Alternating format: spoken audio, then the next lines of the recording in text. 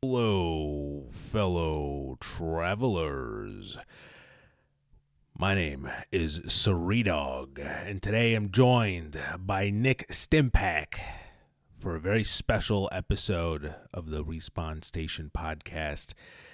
Today This we're is we're special. we're talking all about Fallout. Yes, we're going to obviously share our opinions about the TV show, but also a little bit more than that. And be sure to kind of stick around because you could if if you have an itch to explore the wasteland, you might be able to win a chance to return to the wasteland for free. So I'll tease that for the main topic. But with that said, before we get to the Fallout, Nick, we have a few things to talk about. First off, we got to ask ourselves a very important question. Nick, what are you playing? So, Here it not is. to jump ahead to the main topic, but Oh, I've been yep. waiting for this Fallout show for years. Yep. So I haven't been playing much this week because of that. Um, Sure. Yeah. I have made more progress in Mario Kart DS. So, I was playing a little bit of that today. There's like a single player mode in it that has like a bunch of challenges. Mm-hmm. So that's what I've been playing mainly. I got a little bit more Fallout 2 in, and there is one other game that both you and I dabbled in a little bit, but I'll let you take over because I know you've been probably playing a little bit more than I have this week. Sure. Yeah. So, first of all, I'll start with the easy ones. Mainly, the first game. Last night, Austin, Alexa, and myself started Tom Clancy's The Division 2. Now, I'm a very big fan of The Division. Here I'll take you guys a step behind the counter. So back when I was in college, I used to work at GameStop for about a year or something, and year and a half or something. And one of the things that you could do as a GameStop employee was you could, and I don't know if this is still the case. Again, this was back when I was working. For research, you could borrow a game for 3 days and play it, to like it's like research so that you can play. But the crazy thing was you could do this to new games. So like, oh shit, oh damn, I gave blood to. Oh, sounds like I'm just like. Anyway, let me insert a plug about how good of a person I am. No, I gave blood today, and I just accidentally rubbed on the wound, and it that was a stark reminder. Yeah, okay. Anyway, back to the topic. What the fuck was it talking about? Oh. Research from Yes, research. GameStop. I'm back. So yeah, you could play it for 3 days, and that's what I did for the Division.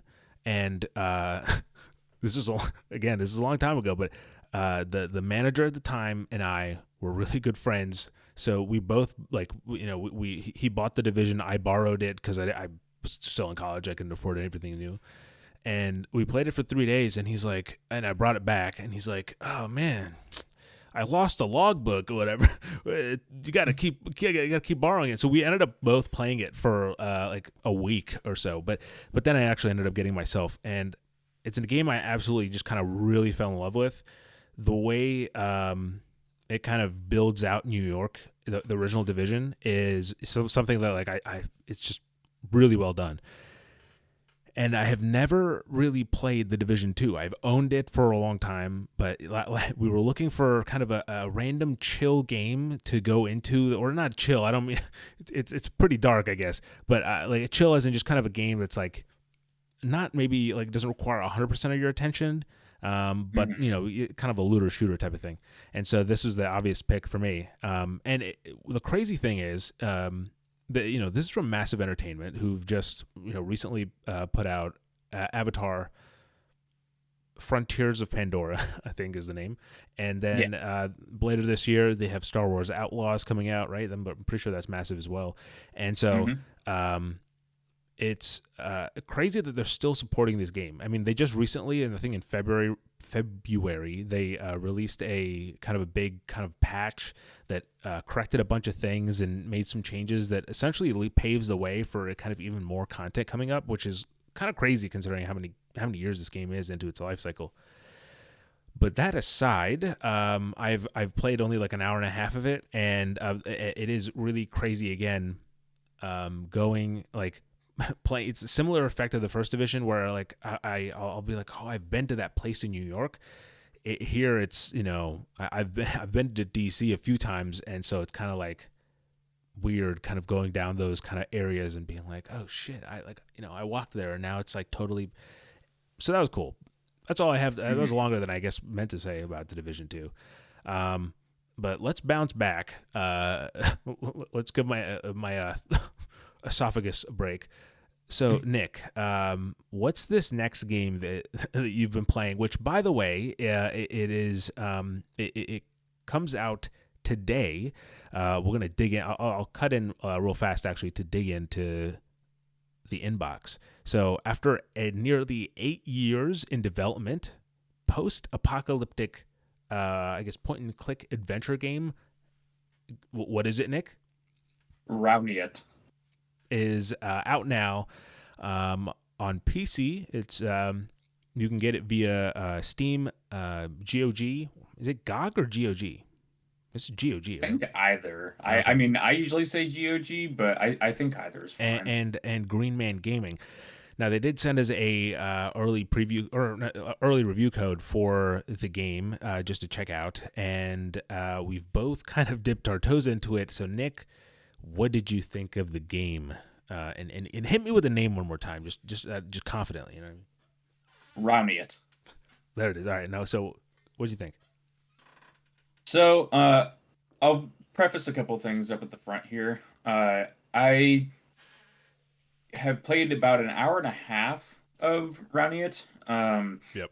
and it, And as you described, like I it's. believe, by the Oh, way, just kind of on the internet, I think it's about like 7 hours long.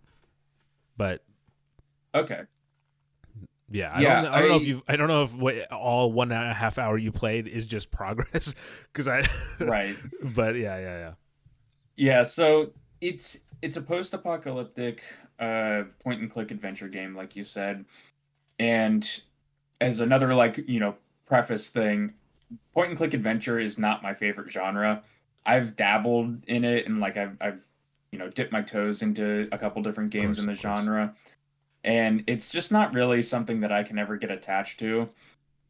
And while I'm interested in like the post-apocalyptic genre, uh, this game from like a gameplay standpoint, in the hour and a half that I played, didn't really do anything to change my thoughts on my stance on point and click adventure. Yeah, Like it's you know of the ones I've played, I mean, I've played some older ones and I've played some newer ones, and weirdly enough, like I feel like most of them always fall into the trap of like they're not very intuitive, like, or at yep, least maybe I'm just like stupid or something, because whenever I play these, like the mental leaps that I need to make certain, gameplay things happen feels like, climbing a hill more than it should. yeah. And yeah, like today, because I know you were playing it a little bit as well, and I texted you earlier. I was like, man, I'm really stuck on this one part, and like, it involved getting up onto this roof, and there's a hole in the roof for you to get into this like locked garage, basically. And I needed like like I found this little vent that basically said like, oh, it's sturdy. So I was like, oh, I probably need to wrap something around that. So I was looking all around. I did like 5 laps around these like explorable areas. And I was like, man, I cannot find anything. And then I ended up texting you, and I was like, did you get past this? And you had already said like 3 other things that I hadn't done. And I was like, oh my gosh, I just must be really not landing with this. And lo and behold, it was in this first area, but it was like up in like a little corner where the rope was, and that I walked past like multiple times, and I Yeah, guess I just never really like moused over to see, the little, basically when you interact with, or it's a PC game, so like whenever you move your mouse over something you can interact with, it gives it like a yellow highlight hmm, basically. yeah, And I just must have missed it like every yeah. time, because it's not like huge. It's a tiny kind of piece of rope, but I must have just missed that like 6 times, and obviously felt like an idiot once I finally got it. But the one thing that I will say about it is I don't know how you felt in your time playing it, but it felt very, very slow, Oh like yeah, sure. very intentionally slow. Yeah, If that was like a creative decision, that's fine. yeah, But it was like it felt like just like the character's movement speed was slow. The like interaction animations were slow. There was a lot of pauses between dialogue lines when you're talking or when your, main character is talking to themselves. yeah, Um and so like that's fine, like, especially for a point and click adventure game where, most of these tend to be more about the story than the gameplay. Um at least the ones that I've played. So I don't really have like an issue with a slow game per se, but this one just like felt like it was dragging its feet at times. yeah. And again, I've only played like an hour and a half, so maybe the pace does pick up once more story stuff gets Sure. Yeah. introduced. But Hmm. there was one part again. I'm not sure if you necessarily got to this part, but uh, there's a part where I got like knocked out basically and was Hmm. tied to a chair, Hmm. and you have to go over to like a bookshelf basically to knock something down to get yourself free, and you have to hop on the chair, and it just would go like pop, pop, Oh. pop, pop, pop, pop, pop for literally like 10 seconds to get over to the bookshelf. And that was just like at that point I'm just like, what are we doing here? um. So, yeah. What I didn't play as much. I didn't get to the bookshelf part. I really Mhm. just kind of played a little bit. So first of all, the game is developed and published by Act Normal Games. And like I said, it apparently had an 8-year development. And my kind of just immediate first impressions, essentially, is that I liked the kind of general like detail and design of like it has like a certain aesthetic. Now it is, I think, to your point, like obviously I found the rope, but I also think that it does have like the fact that it's a yellow kind of color palette, or like again a typical kind of like Fallout color palette, and then the highlight is yellow. It almost like doesn't even I don't know, something about it just kind of barely kind of stands out, I guess. Um, Yeah, it's the highlight. It helps once you interact with an object or like once you hover over an object, but the objects themselves in the environment, like it looks nice, like as like a general image, but there's no separation between what you can interact with and what you can't, like at a glance. And I yeah, think that's kind of where I had my issue with it because it's like the rope basically just looks like it's part of the environment with the other stuff that you can't interact with. yeah, So yeah, unless you know exactly like, oh, I need to go get the rope, oh, highlight over it. Now I see my highlight. And it's like certain objects highlight more stuff and certain objects are like tinier. So I think that also can kind of, mm, cause a bit of friction when you're trying to find like specific items. But yeah, like for instance, there's a car in the first area, and if you interact with the car, there's like a thing in the back that like your character will go and pick out. And I think that was handled well because the car is a big obvious eye draw, and like, mm, it's like, well, let's go see what's over in the car, and then it kind of like naturally leads your character to like dig around and pull something out. But yeah, the certain items, I guess it just feels a little bit inconsistent with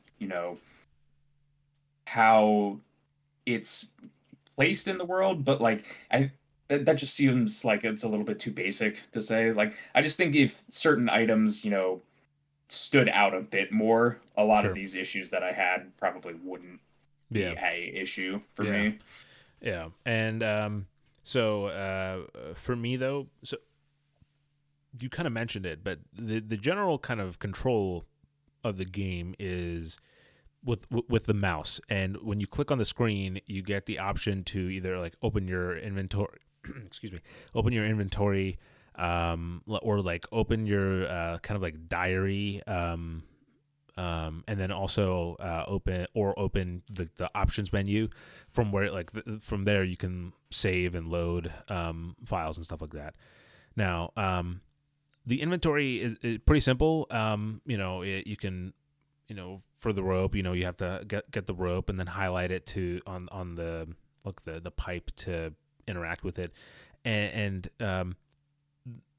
there's a few things I'm describing gameplay first, so I'll keep going first. And then the diary has a feature that kind of shows you like where you are in the game, but also one thing that I really appreciate is someone who has tried to really get into this genre in the past, and the kind of road bump that I find that is like for someone as dumb as me, it is like painful for me to like have to travel, because like you really have to travel in almost like real time in some of those games.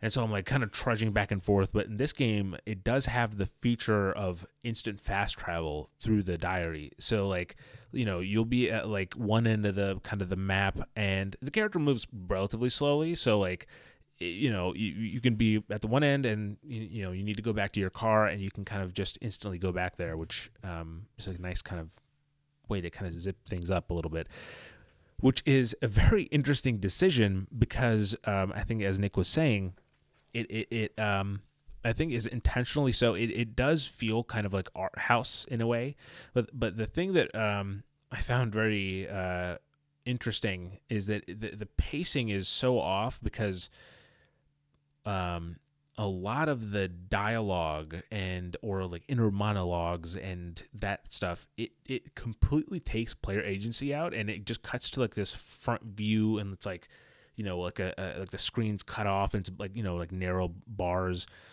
and it's the character speaking, and that's almost, I think, no, it's like just their eyes, like it's yeah, like it's very stylized in that way where yeah. it's cut off and everything.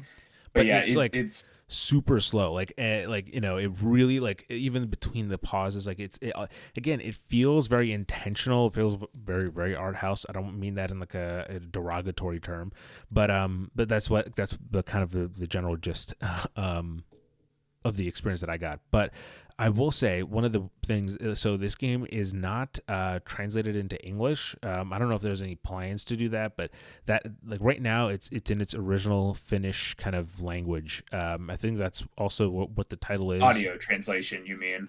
There is Audio English text. Sorry, yes, yeah, the voiceover, yeah. Everything is kind of reading if you don't speak Finnish, which I did not. So the thing that I was surprised by was the fact that the Finnish, like, I'm actually glad that it was like that, because it has a certain tone that it strikes with the Finnish dialogue, and again, the general kind of whole look and aesthetic of the game. I think it really comes together nicely, and to set that kind of that general tone. But again, you just have to have the patience to kind of sift through some of that stuff, and maybe bear with it in some of its more frustrating times to get through. Because I think for the most part, I thought the writing and stuff was good. I like the character interactions, and you do have like a dialogue system where you can talk. And even in my little playtime, like, one of the things that I noticed was like you can, again, we're really referring to the opening of this game, but there's a hatch with a block on it, and you can either, like, throw the rope down and then go down to talk to someone underneath. Spoilers, I guess, for the opening of this game. And or like a puzzle solving. This is a guide now. Let's clip this out, and this is now a guide for the game. But you go into the basement and talk to the guy, and once you kind of go through dialogue, and I think if everything works out, he offers you a key that unlocks the gate or the thing. But if you don't want to do that, you can use your gun that you have in your inventory since from the start and shoot the lock and then go in anyway. And that kind of thing is kind of small, changing the narrative a little bit, kind of as the player makes their decisions. It's a nice touch. I want to ask you, Surya, real quick. When you got to that part, did you get the key first, or did you shoot the lock? I shot the lock. I did too. I was But then I glad went that they back. did have.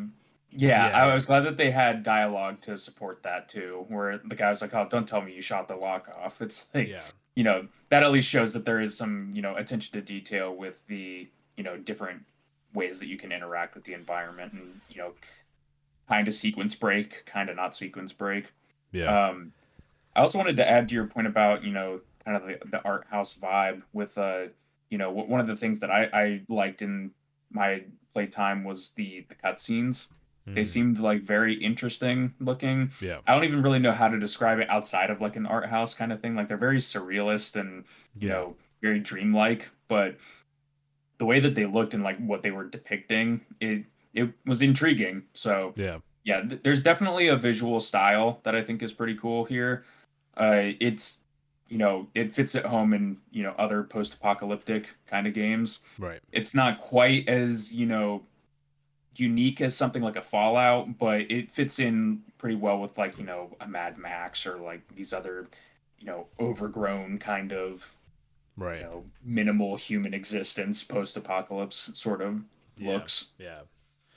Man, I'm. You guys will find out that I am. I've been playing a lot of games recently. My uptick went from, since we started this podcast, was at like the lowest it's been in a long time, and since we started, it has way out of control. But I do want to check out a little bit more of this game and see if I can get it. See if I make some more progress until I get to a point also where just I wanted to stomp my face. I just wanted to add too was that if you're into point and click adventure games, definitely give it a look. Like I said, like I don't think you or I are like super into the genre, but it's it feels like a point and click adventure game. So if you're looking for a post-apocalyptic one, like definitely at least give it a look and see if it'd be something that's up your alley. Yeah, definitely. And you know what? I'm not even going to talk about so. You guys know I like to tease upcoming stuff. So I'm not going to talk about the game that I wrote down to talk about yet. I'll talk about it next episode because I'm hoping to finish it by next episode. So there's one hint. But then also, I'm also playing another game that is currently under embargo. As in, I can't really talk about what I think about it. I think I can say what I'm playing, but I'm still not going to say it. But just to be safe. yeah. I'm not going to, but it is, but next week, it actually comes out next week. So I will have thoughts on it there, and I'm excited to talk about it for possibly good reasons. Question mark? Who knows? And let's see, yeah. Okay. With that said, with the hints out of the way, let's get to the news aspect. Let's see what's going on in the world of video games. Nick, not too much, but today, but I think the first one, a pretty nice feel good story, I'd say. Do you want to speak to it, or do you want me to jump in while I brush my beard? Yes. Yeah. So basically, it's this. It's the story that the Blasphemous developers say that Larian Studios, they backed the game for $1,000 and never asked for anything in return. I hadn't actually seen this story here, Sri, so this is the first time that I'm seeing this. Oh, damn! Sorry, I didn't mean to throw you under the bus like that. No, you're all good. Coming on the fly here. But go ahead. I've played Blasphemous, and I know Larian is pretty cool, so that doesn't surprise me. That's something that they did. Yeah, so they just this was just recently shared that Larian is one of the highest backers of Blasphemous. And yeah, they dropped 1,000 on the game, and they just kind of, and they, they're in the credits, I guess, but they they didn't ask for anything kind of for the money. They just kind of dropped it and went. As you do as you're making one of the highest rated games of all time. Random acts of kindness go a long way, but that's awesome. I thought that was a nice way to see. Here's the thing: I've been having a lot of doom and gloom recently. I had obviously I watched the Fallout show, but then right before it, I watched Civil War, and then literally minutes before this very episode. I watched Interstellar, and it everything is depressing and end of the world. So I needed a feel good story for this. But with that said, let's keep the feel good news going. Nick, did you? I think you wrote this one, so I'll actually let you speak to this one. Yeah, I wrote this one in here. This was just like a quick headline that I saw pop up. Basically, Keanu Reeves has been cast as Shadow the Hedgehog in Sonic 3. And obviously Sonic 3 being the movie, not the game that came out 20 years ago. Yeah. But they're Shadow. I am not really a Sonic fan. Like I'll just be out there. I'll say that. Yep. But I do like the community around Sonic. I do find that funny. I find it endearing. I find it interesting in many ways. And I find their approach to casting specifically for the Sonic movies very interesting. Yeah. And there was a couple options that I heard about for Shadow. But whenever I saw Keanu pop up, I was like, you know what? That kind of works too, honestly. Who was I talking with? It was one of our friends from college who had mentioned Peter, basically. Sure. He had mentioned that with Keanu and Idris Elba being in it, we're getting like a weird like cyberpunk kind of crossover again also in Sonic 3. So I just thought that was pretty funny. I'm glad that Cyberpunk opened the doors for them, for Sonic, the final frontier. Yeah, that's just another bit of inspired casting. So I'm sure that movie's going to be a treat. They've been really good so far. So I kind of have to. Yeah, I'm looking forward to the end of the trilogy. I think that, right. I think it's like supposed to be a trilogy. Oh no! I think it's supposed to keep going. Right? No, it's like a cinematic universe. So right, it'll keep going. What else is there in that universe? There's obviously Sonic, and then they have the Knuckles show. Mm-hmm. And then there's Tails getting something. I think so. Yeah, I think that there's at least another show, and then there's I don't know if they're 100% connected or not, but they have like other animated shows also. Like I think there's one on Netflix or something. Huh. I saw there was like a Woody Woodpecker show or something like that on Netflix. The heck? Well, one day we'll get a crossover with Sonic. But speaking of movies, though, there's gonna be some movie talk, I guess. So essentially, game developer Neki, Nekki, and media company Story Kitchen have announced plans to adapt the upcoming video game Spine into a live-action feature film. Now, Nick, first of all, I'm going to hit you with a big question. Have you heard of Spine, buddy? I have not, no. Well, so I have, but it's only because we've been getting the press releases about it. But essentially, it is a... actually, no, Nick, if you can look it up, I would recommend it, because I think... essentially, it's like a gung fu game. It's like John Wick type of game, and I will admit. Oh, I did see the trailer for this, and I will admit that like the gameplay itself looks pretty cool, but it is just crazy to me that that there's a video game adaptation, or sorry, movie adaptation, live action feature film adaptation of a video game that has not yet come out. Now, it says Story Kitchen has credits on Sonic the Hedgehog, Tomb Raider, The Legend of Lara Croft, and and there's an upcoming Sifu adaptation as well. I did hear about the Sifu adaptation. So it's Story Kitchen is, I guess, also behind those as well. Yeah. I think you're gonna see that more and more often, though. Game projects and movies, being announced at the same time. No, for sure. I think that actually, our main topic. Well, we're not gonna get to it yet. I'm just keep teasing you.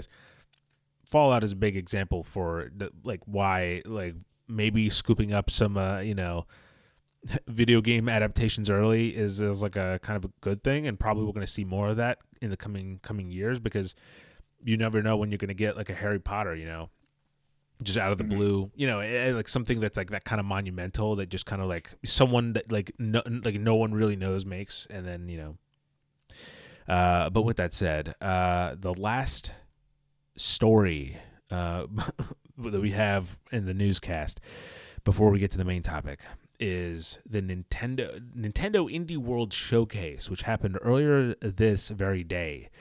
Nick, I think you watched it live. I watched it like literally 30 minutes late. So it was just as it ended, I started. So I was also a little late to it. Sure. I did not wake up for it, unfortunately, but I normally try to watch them. So I have a few kind of highlights, the games that I thought were kind of notable, and I think you added a few as well. So let's start with one that I'm personally excited for, Little Kitty Big City. I didn't actually know this one was existed, so it was cool kind of seeing it. It's like obviously the very easy comparison. It's like Stray, but like somehow even like less stress, because it's not sci-fi. It's kind of a Stray's kind of like your sci-fi drama version. This is your exactly. wholesome, friendly kitty. Yeah.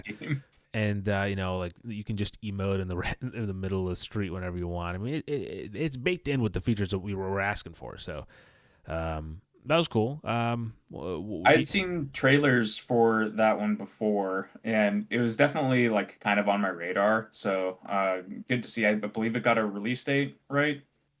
We don't have that in our notes, but I think it did get a release date. Yeah, and it has a really charming art style. I think they are really nailing that kind of playful kitten kind of vibe, and I do like games like this. I won't exactly compare it to Untitled Goose Game, but it's kind of like that, in that you have this list of tasks that you're doing, and you can kind of mess with passerbys and other animals and stuff. So it looks like a lot of fun. Yeah.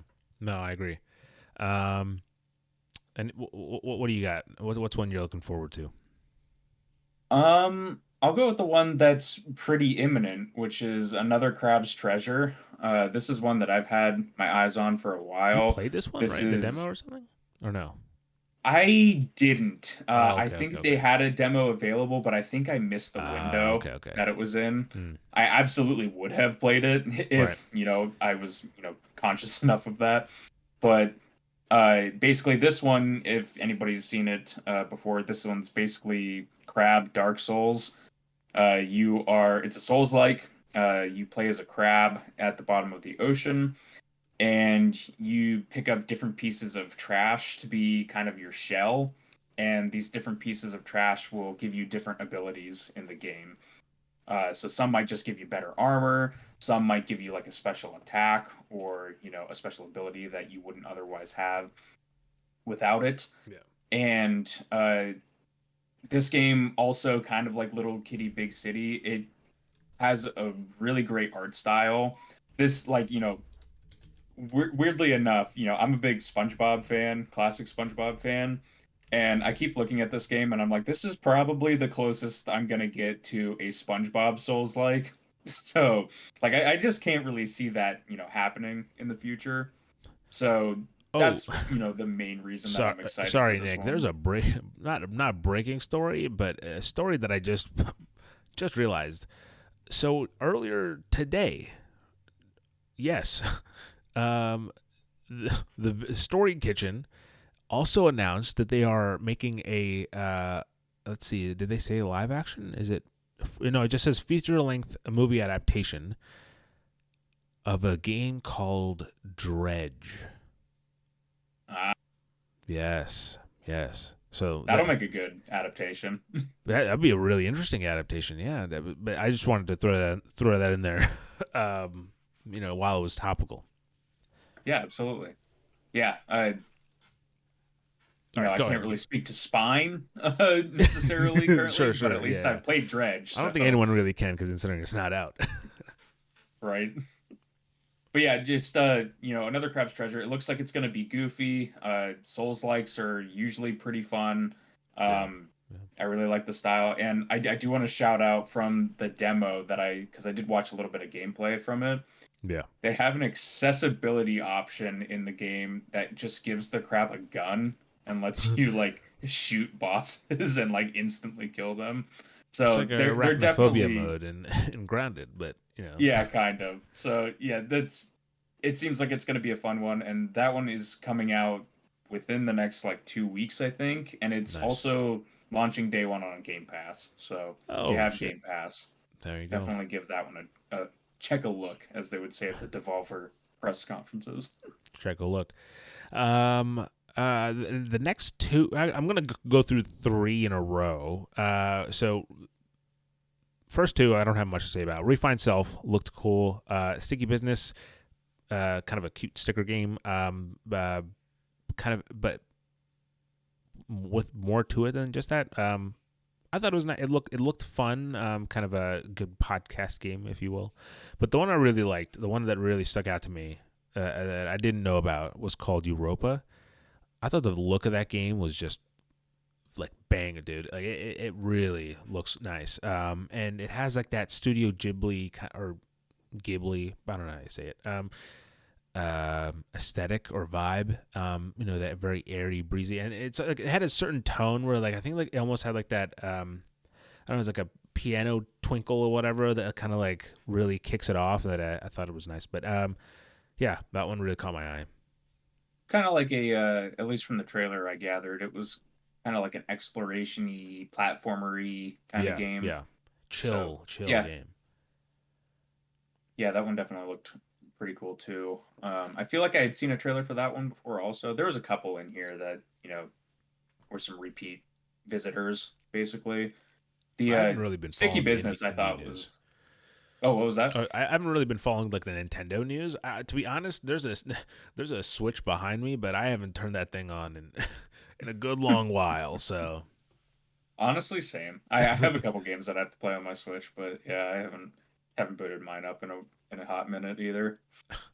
so what's the last game you got? I see. I don't really. I don't even. I didn't. To be really honest with you, I didn't know there was a first one. Yeah, so this was their ender for their presentation Their was big SteamWorld finale. Heist 2.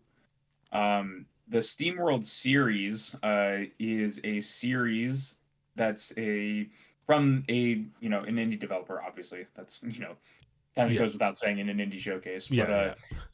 each game in their series, they kind of do a different genre, which I really appreciate. They have like Oh. similar aesthetics, but a lot of the games are drastically different. So probably what they're most well known for is SteamWorld Dig, and that is kind of a it's one of those games where maybe you would have played this like when you were younger, because I remember I played these browser games where like you kind of like dig down in the ground, get gems, come back up and kind of upgrade your drill and stuff like that. Huh. Okay. That's kind of what like the first game is. The second game, because there's two SteamWorld Digs also, is sort of like a Oh. Metroidvania, Okay. with those sort of elements also. Is it the So it's same not like characters? no, there is different characters, but it Oh. is set like a couple years after, if I remember. It's been a couple years since I played them. Oh. Oh. You Um, have played. Okay. Okay. yeah, I played SteamWorld Dig 1 and 2, and I played the first SteamWorld Heist, which Heist was a bit different in that it's a 2D turn-based kind of strategy action game, I guess you would say. It's one of those ones where it's like you kind of control a couple characters. You're really trying to like, arc your shots to hit enemies like behind cover. Sure. And, that one is more of like a sci-fi space kind of one. So instead of, this like robot Wild West kind of vibe that the SteamWorld Dig games have, this one's set in space and you're like, going on to different robot spaceships and, you know, Damn. getting into combat and hijinks. Again, it's been a Sure. minute since I played that one also. But they also have a city builder game. They have a card-based battle I did RPG not game. know that SteamWorld was this extensive of a universe, to be honest with you.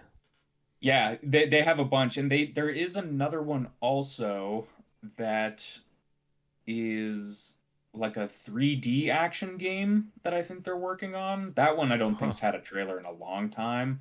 But also, if you remember the game The Gunk, Yeah, yeah, it yeah. I do was remember that game.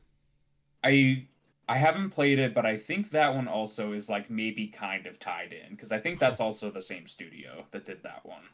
Gunk. I do remember that But one. yeah, SteamWorld Heist 2, sequel to the turn-based action one, 2D, and this one kind of has like a pirate theme with the Yeah, robots, and yeah. it seems like it's like way more in depth from what I remember. Like they showed like a bunch of new weapons and different like ways you can customize your characters and like recruiting new robots. It's like I don't really remember a whole lot of that from the first game, so Hmm. it seems like it's a pretty substantial sequel and follow up to that game. Well, Nick, robots. You know what else has robots? Fallout has robots 3. Damn right. Way to pick up on that transition. Ladies and gentlemen, it's time to talk about Fallout. But of course, you're probably wondering, dude, how do we get these games that you're talking about? All right, so there's a essentially we have two games. We got a copy of Fallout 76. I believe it's for the Microsoft Store, by the way, so keep that in mind. And then we have a copy of Fallout 3 for Steam, and we're gonna give both of them away over on Twitter though. Now, we're gonna actually tweet the kind of what you need to do, but it's very very simple. All you gotta do is like the tweet, retweet the tweet, or I guess repost. I guess because it's not tweets, it's posts, whatever, and Right. leave the podcast a rating. That's it. And the link again, I will share the link for the Spotify stuff, or if you have Apple Podcast, that one too, um, on the tweet, so you can do it all from there. So head on over there if you're watching this live. He'll be right after that. But with that said, Nick, we're going to be talking a lot about Fallout today, and I think that the biggest thing we should talk about is oh in chat. I haven't finished the Fallout series, so if you're discussing anything past the third episode, I'll be off.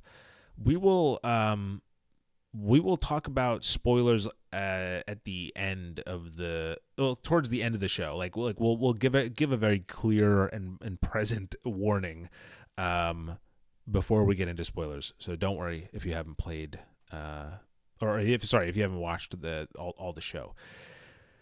But with that said, Nick, there is no better way to start this conversation than by talking about where it all began, our kind of obsession with Fallout. Why don't you kick it off? How did you get into Fallout? And like why do you give so much? Why do you care so much about them? Sure.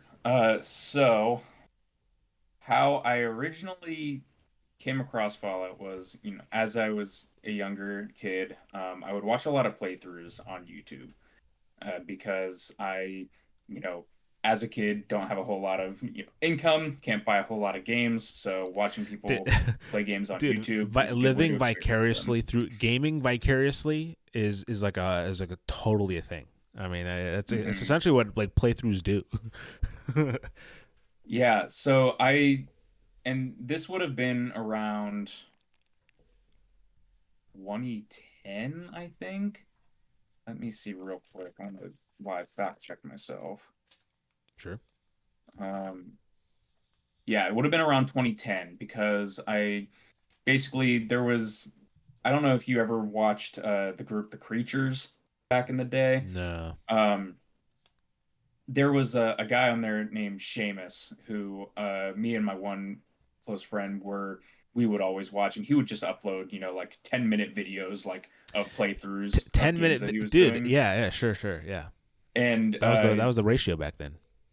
that was when I discovered New Vegas, which was pretty new at that time. Mm, I would have just came out. And I went back and watched a little bit of Fallout 3 as well. And the thing that really stood out to me was the aesthetic, these like kind of retro futuristic kind of, design sensibilities of Fallout. yeah. But then from a, simple, more like, monkey brain approach was, oh, there's pencils on the table. You could pick up the pencil and the cups. And like, I had never seen a game that let you do that before at that time. Right. um, they all had their different values. There was, shooting, there was talking, there was just from a gameplay standpoint, there was so much that that was in this game. I was like, I have never seen a game like this. Like, I got to get my hands on it. Yeah. And eventually, I did get a copy of Fallout 3 and New Vegas. And whenever I just, started playing it, it was basically love at first sight.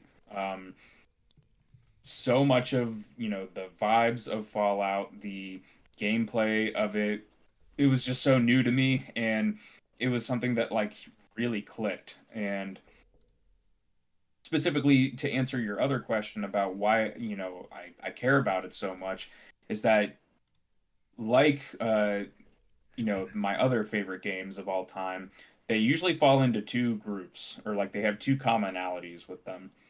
One is, like I just said, it shows me something that I didn't, think was possible with a game prior to seeing it. And the second was that I have some sort of, family or friend connection to it also. And it Sure. just so happens that many of my friends in high school that I am still friends with today also all were introduced to Fallout, also loved, everything about it. We would spend time talking at lunch about theorizing what a Fallout 4 would look like, because at the time Right. that wasn't a thing. Rumor mills would come out, like there was one, a fake, it turned out to be fake, but there was a website called the Survivor 2299, Hmm. and we were hypothesizing about that at the lunch table all the time, just like bonding and having a great time talking about this game that we all love. So that's the main reasons why it means so much to me, is that it's just this really unique kind of blend of tones and like of a setting for a game. I was talking with someone else recently. I'm trying to remember who it was. It might have been somebody at work, but essentially, Fallout. As I'm bouncing all over the place here, let me refocus that. So, as a kid, I was a really big Star Wars kid, and that also captured my imagination, in a big way. Something like Star Wars did not, enter my life until I was introduced to Fallout. So that's kind of like where I'm at. Like it's kind of like the my adult Star Wars, basically. If Star Wars was, my Sure. apex fascination as a kid, Right. Fallout's kind of been the one thing that's been here in my adult life that like, I basically just can't get enough of it. Right. Yeah. What My about you, Sri? What's your kind of experience with Fallout? so my story is a little bit different, but it's similar in some ways. So, uh, I was at this point in time, I was first of all, Fallout New Vegas had just released, and I was in school, I had no console, like home consoles that were like for, like these real video games, quote unquote, I had a DS and a Wii, nothing against the Wii. We like the Wii here. Nick has done the Wii Sember. I greenlit that project for a reason, guys. But but regardless, it wasn't like what like a PS3 or a 360 were doing, and I had this friend who always got the newest games. I mean, I remember very vividly, waiting in line with him to pick up Duke Nukem Forever, and then coming home to play it, and then being so very disappointed. And I still don't know what happens in that game, by the way. So I bought it on Steam, and I will play it. But anyway, but he invited me over. Like, we were gonna go out and play, but he's like, "Dude, I got this new game, Fallout New Vegas. You gotta come over and play." So I went over, and at that point, I don't even know how long he had been playing it, but yeah, he like showed me the game, and I was like, I'm like, for me, an open world game was like Pokemon, you know what I mean? And like, obviously, I mean, I'd played other games that were like Real Steel, or like those are the games I had on Wii. I think I had Alone in the Dark, but I didn't play it much. But seeing Fallout New Vegas and like in real time, and like obviously playing it for myself too, I was like, holy shit. This is incredible. And then I was like, I have to get it. And so I spent the next few weeks convincing my parents to buy me a PS3. And now, obviously, it took a lot of effort. And when they bought it, it was a bundle that had Call of Duty Black Ops with it. Incidentally, the reason why I love Call of Duty is because Fallout got me into consoles, and because my console came with a game, I couldn't get another game with it. So for the first few months of owning a PS3, I was just playing Call of Duty Black Ops, and so that kind of really grinded me into like Call of Duty. And so that's kind of how both my love for these franchises began. But nevertheless, New Vegas is still really heavy in price, and so a few months after that, I managed to wrangle up enough money to afford a copy of Fallout 3 instead. And I was like, it's close enough, and it's kind of the same thing. And so I bought it. I was really excited. I went home. I played it, and I hated it. And I was like, what the fuck is this? And I put it away. I played for an hour, and I put it away. And then years later, no joke, like years later, I'm like, you know what? I was so excited about this game. I have to give it a go. I played it again, and then like it just like fucking clicked, and I was like, holy shit, this is awesome. Like, and I don't know what it like. There was like a point in Fallout 3 where now I'm losing the specifics because I've played the game like again multiple times, but I think it's like a point where you're talking like there's like these little kids in a fucking tavern, or like they're running a fucking like cave. Do you know what I'm talking about? Yep. That was at some point in that mission, I was like, oh my god, this is so fucking cool. And see, this kind of gets me into I guess it kind of transitions us into talking about the show a little bit, because one of the things that I think is so important to my experience of Fallout, and something that I think that the show actually captures really well, especially in the early on, but maybe consistently throughout, is the horror of Fallout. Like there are moments I remember from playing Fallout 3. I mean, the Super Duper Mart, right? Right? That it's like the first one you get to. Mm-hmm. That was like a really fucking. I mean, like I remember being like hunched over and like, oh fuck, like sneaking through that like shopping cart, or the shopping store, or whatever the fuck, grocery store. There's a word. Yeah. And then there's also like another place where you get to like it's like a super mutant area, and you're kind of like you're going through a city, and there's just super mutants. You're like, oh fuck, I hope no one sees me. And you're like crawling, like that's baked into the Fallout experience for me, and the show really kind of captures some of that horror really really well. Well, I mean, in the games, you like specifically around those like super mutant areas, like you have like those gore bags and stuff where it's just like, Yeah, body parts and viscera and all this other stuff. And yeah, there's definitely, bits in the show where it gets, pretty intense, which, you know, the biggest compliment I think that the show deserves is how well it adheres to that overall tone. yeah, Because while it has that horror and that gore and you know all of that nasty stuff, it's juxtaposed by happy-go-lucky music. The yeah, set design and the environment of a future envisioned by 1950s post-war Americana. So yeah, that's what I think, by and far, like that's probably the easiest thing they could have screwed up, and it's one of the best aspects of the show for a fan. But even like newcomers, I feel like are probably going to really latch on to that interesting weird tone that Fallout has. yeah. So let's take it from the top then. What are your thoughts on the Fallout show? Yeah, so I'll like Lucy at the beginning. I'll run down my quick history here. So it was Fallout 3 in New Vegas that I fell in love with first.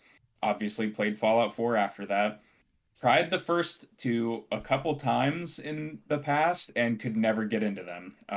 Obviously they were released way before Bethesda had the rights to Fallout.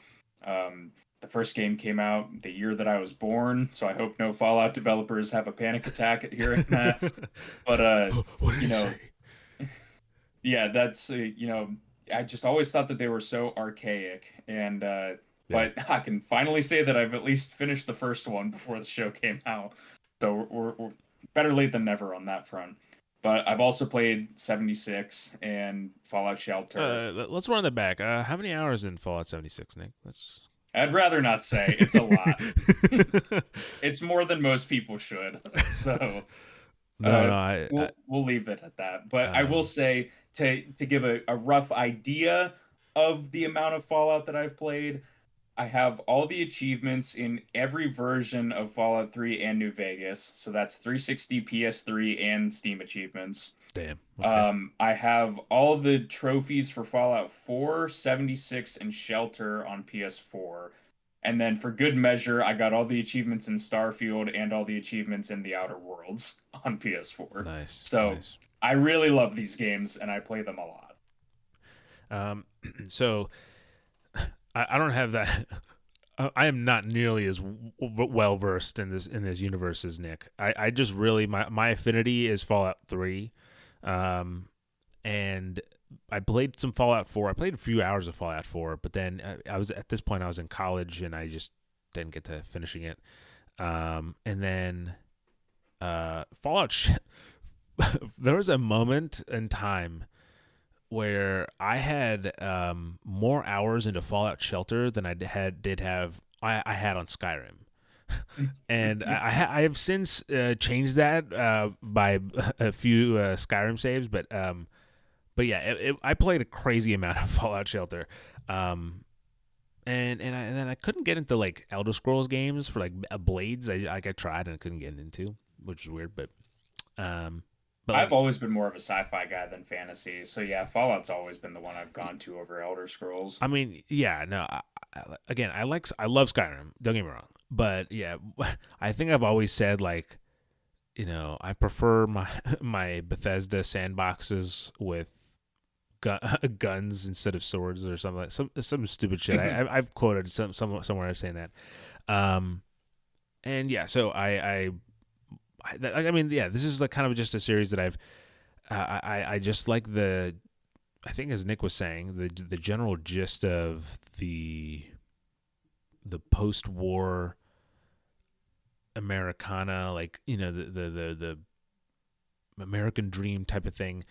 but then it all kind of changes, and it's like kind of time freezes when the bombs drop, and it's 200 years in the future from 2077, and just like Cyberpunk.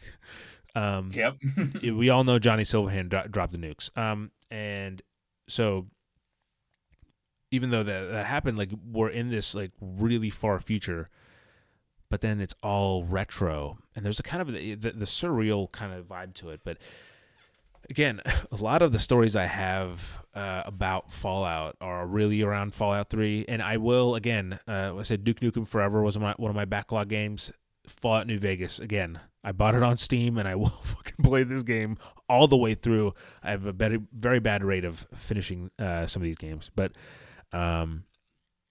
This is good though, because we have like you have your pocket of Fallout that you've experienced, and then there's me who's got it all. experienced Yeah, you yeah. know you know everything that like 5 people should Is experience. So is there like do you think are there books in this universe, in the Fallout universe, like canon? there's not like narrative books as far as I'm aware. There is like tabletop games and stuff, so Sure, I'm sure. not sure how much of that you like really gets into Yeah, yeah, yeah. new ground or anything, but it's mainly just the games in this show now. Yeah. Um. So yeah, we do kind of have a little bit of opposite views. I guess maybe if we had someone who had never played a Fallout game, that would have been the completing the trifecta. Right. But yeah, like Fallout is also again we're gonna bounce back and forth, I guess, between kind of talking about Fallout and then also the show, because another thing that I really liked about the show is it's weird kind of narrative kind of, how do I say this? It's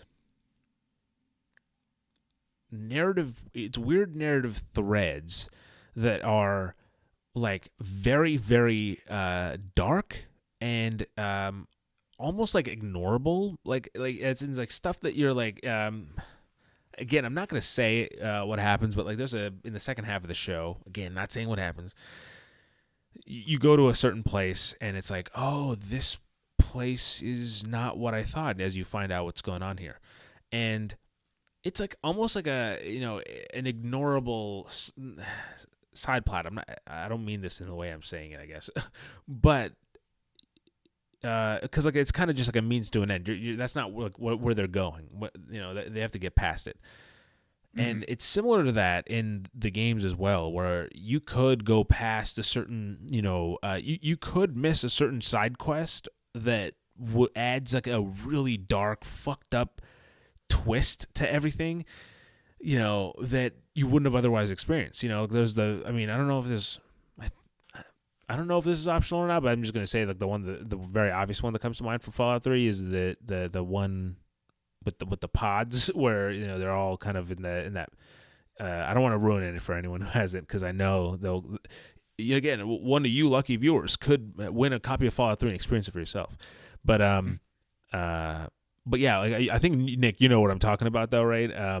Like Yeah. yeah, and They're in a simulation pod. I think that's yeah, fair enough to say. yeah, okay, yeah. So it's like they're matrixed in there, and that whole sequence is like it is such like a fever dream. But then but then you can like you leave that space, and you're like, what the hell's going on? Like it's like a totally different. And again, that's what the show really does really well. And I have to say, I think maybe like this show really hit home for me, because I think I don't know who exactly did what in this show entirely. I wasn't there. I wasn't a fly on the wall, though I would have loved to be. From what I'm hearing of like from interviews, it was really, they said it was like Todd Howard and Jonathan Nolan kind of kickstarted the conversation to kind of get this thing going. And I think Jonathan Nolan, I think, also directed the first 3 episodes and executive produced it. I don't know if he's necessarily a writer credit or anything, but regardless, Jonathan Nolan. Do you know the answer to this, Nick? For the writing Yeah, credit, yeah, I'm not sure who specifically. I know the showrunners are Graham Wagner and Geneva. I'm not sure I think it's Robertson Doret. I think is her Okay. last name. Okay. I think they are the showrunners, and it seems like they were the ones that were kind of, steering the ship on where Sure. the series was going. Sure. Well, see, I was gonna say, like, you know, Jonathan Nolan has said on multiple kind of interviews that like Fallout 3 was really the game that he lost his time to. And so I was gonna say maybe it's like that's like it's our Fallout 3 sensibilities that are kind of connecting us. But again, I'm sure I don't think he had that much of an influence. I mean, I think it's funny because he says that a lot, and there's definitely a lot of like little elements in there that that it's are like, oh yeah, Fallout it's like 3. Fallout 3. Yeah, Yeah, like yeah, very specifically. yeah. Um, and so here's the thing. I'm gonna say this very controversial statement right now. This is gonna Oh fucking get boy. clipped. Um, so there's, I think last up. And by the way, I don't like comparing things. This is something this is a sentiment I've kept for the whole time that we review things. I'm not someone who's like, in the middle of my review, gonna cut away and then be like, hey, let's talk about this shitty game first. You know what I mean? Like, I'm not gonna. That's not my thing. However, I do think that this is a little bit different because Nick kind of mentioned this last episode about how, Last of Us is to me what Fallout is to Nick. But kind of, on this side of things, I actually think, get ready for it, Fallout was better than The Last of Us. And the reason why I say that, How understand say? understand that they are both very, very good shows. I think Nick and I can both agree on that. They are very high production value, and I nothing but respect for both. However, I think that if I'm approaching this as two things, right? One, the Last of Us show was kind of just a not a shot for shot remake, but a very beat for beat remake. Very, very faithful to the most part. And the changes it did make were kind of interesting and kind of added to it a little bit. But that's what it was. Like, you know what to expect. If you played the games, you knew what to expect for the most part, other than, again, the surprises. And there's nothing wrong with that. They do it really well. But it's familiar. It's very like, the first beat and a majority of the story arc, the main story arc, and the last beat are the same, right? And that was cool, experiencing that. But with Fallout, it is so much it's more satisfying to watch Fallout and be like, this is all canon, and this is all stuff that you know like connects to everything else, but like not in a way that like I don't think you necessarily will detract if you don't know that stuff, because I doubt that I get as many things as Nick does from having watched the show, but regardless of that, it's still kind of it's so nice because it flushes out this world and the implications of what the show is saying, and like kind of the stuff that it's kind of I guess the stuff that it's really saying, it is so significant that it's really cool that we're getting this in such an important part of this universe in a really well put together package. Because I mean, do you have anything to rip off of that before I keep going on my rant? I was just gonna say, like, that's the one thing that excited me the most about the project was that they handled it the way that they should have, and that was not just adapting one of the games. Yeah, It's like, I feel like Todd has said in many interviews that like there have been plenty of pitches over the years to bring Fallout to the screen, and I have, they've never confirmed this, but I have a sneaking suspicion that a lot of them were just kind of like, hey, we want to make Fallout 3 a movie, or like, hey, we want to make Fallout New Vegas a movie. And yeah, it's like, I don't think that would have been the right call. I love that, you know, they made everything fit consistently from like the tone, the aesthetic, any references they do make to other things in other games. that all makes sense, but they're able to tell their own story. And I think that's what makes it exciting, because you have the new people that are experiencing it for the first time and have no idea what any of this stuff is. And then you have the fans that are also really interested and excited, because it's like, okay, I know all of this stuff. What's new? And what, like you were saying, what are the implications of what's happening on the wider story and the other games? Yeah. So at least that's what I found the most interesting about it. And like you said, like Last of Us, it's a great show, and it's super well made. I think arguably like some of the even performances and some of the more like higher drama parts might even be better than Fallout. But that's kind of the unfortunate thing about adapting something like The Last of Us that is so very like story Inherently focused, cinematic. and inherently cinematic, and they already made a lot of the right choices in the game. So that's why so many of the shots play out shot for shot in the show, because it's like, yeah, that's the way you depict it if you Yeah. want that This is how specific it's done vibe. right. So you do it right. So yeah, we'll just do what they did. So, Yeah. and arguably, like if we're gonna make a comparison here, why people love, how different the Fallout show is. It's like one of the most praised episodes of Last of Us was the one that Wasn't. they were fleshing out their own Yeah. story Yeah. that wasn't in the In the game. game. Yeah. So yeah, that's just to like It's bounce off essentially a like they couple of those dropped the Left ideas. Behind DLC. You know what I mean? Like they just like Yeah. in the middle of the show, they're like, oh, actually DLC time, and then it's just like a side story that was like really, it Hmm. just kind of fleshes out that random part of the story, and then we get back to the main game. Yeah. Very appropriate in that way. Um, so one of the we're talking about kind of the things that this show does well, which again I have my notes here, and it's a lot of pluses on this screen, guys. Like essentially, I have a very very complex shorthand for how I do write my notes for reviews. It's a plus sign with a circle if it's a good thing. It's a minus sign with a circle if it's a bad thing, and it's an X with a circle if it's like just a fact. You know what I mean? Like this happens in the game, fact. Anyway, there's a lot of pluses on this, so I have a lot of stuff to talk about. But when I talk about fleshing out the world, I'm not just talking about like the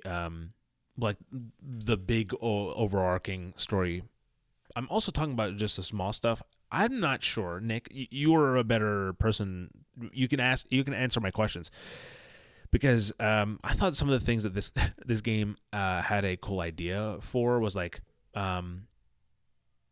where I think it's in the first or second episode, they're sending out a signal to identify someone, and the way they're doing it is essentially like they're like marking it on like a little paper, and they'll be like it's like a graph paper, so it's almost like you're painting by numbers, and like that's how you are, because there's no facts, so like that's how Hmm. you're like sketching out this, like transporting this data. I thought that was a really fucking cool idea. I don't know if it's Yeah. any of the other games, but like it feels so perfect for this world. There, So I didn't know if those in the games, but it feels right in this show. nothing as specific as that, but like on some like computer terminals or documents you'll pick up, like sometimes they have like line art that like, will Sure. spell out Oh, a word or something, but right, right. nothing as specific as what they show in the show. Yeah. Um, so I liked stuff like that. For some reason, I never thought of like pooping with like with like like a wooden pallet with a cutout and then three tires, and then like using that as a way to sit down. Like I thought that was a cool idea too. I don't know if you had any other ones that you spotted that are like that's like a fucking clever idea for for Just like post-apocalyptic things, is that yeah what you mean? Just like like, yeah. post-apocalyptic world building. I thought like just that stuff was pretty fun and like inventive. Yeah, trying to think if there is any that stand out to me. I mean, well, one of them is, a thing that's not really been in the games before, but that makes a lot of sense. That's specifically building on Fallout, Uh huh. is the Vault Tech Plan D, which was, basically they show it in a couple of shots, and Wilzig, I believe, mentions it at the end of the second episode, where it's basically like poison more or less, that they sold to people. If like, hey, you can't get in the vault, like you Just don't want to live yeah. through the apocalypse, like here's this thing. I Huh. thought that was a great idea, and that kind of feeds into their like, hyper kind of capitalist, vibe, and Yeah. how this makes sense as something that would come from a company that made a bunch of fallout shelters for a war for that people could buy their way into. Yeah. Um, and when I say like these details that it has, it also is there's quite a bit of Easter eggs and nods and faithful kind of like things in the show as well. The ones that I've spotted that are very obvious is like like when you're in the power or when they're in the power armor, the UI is the UI that you see when you're playing. The I thought I enjoyed the hacking when like he opens he I think he goes into his Pit Boy or whatever, or no, he's going into We something. should mention real quick before this is probably going to get into the spoilery parts here.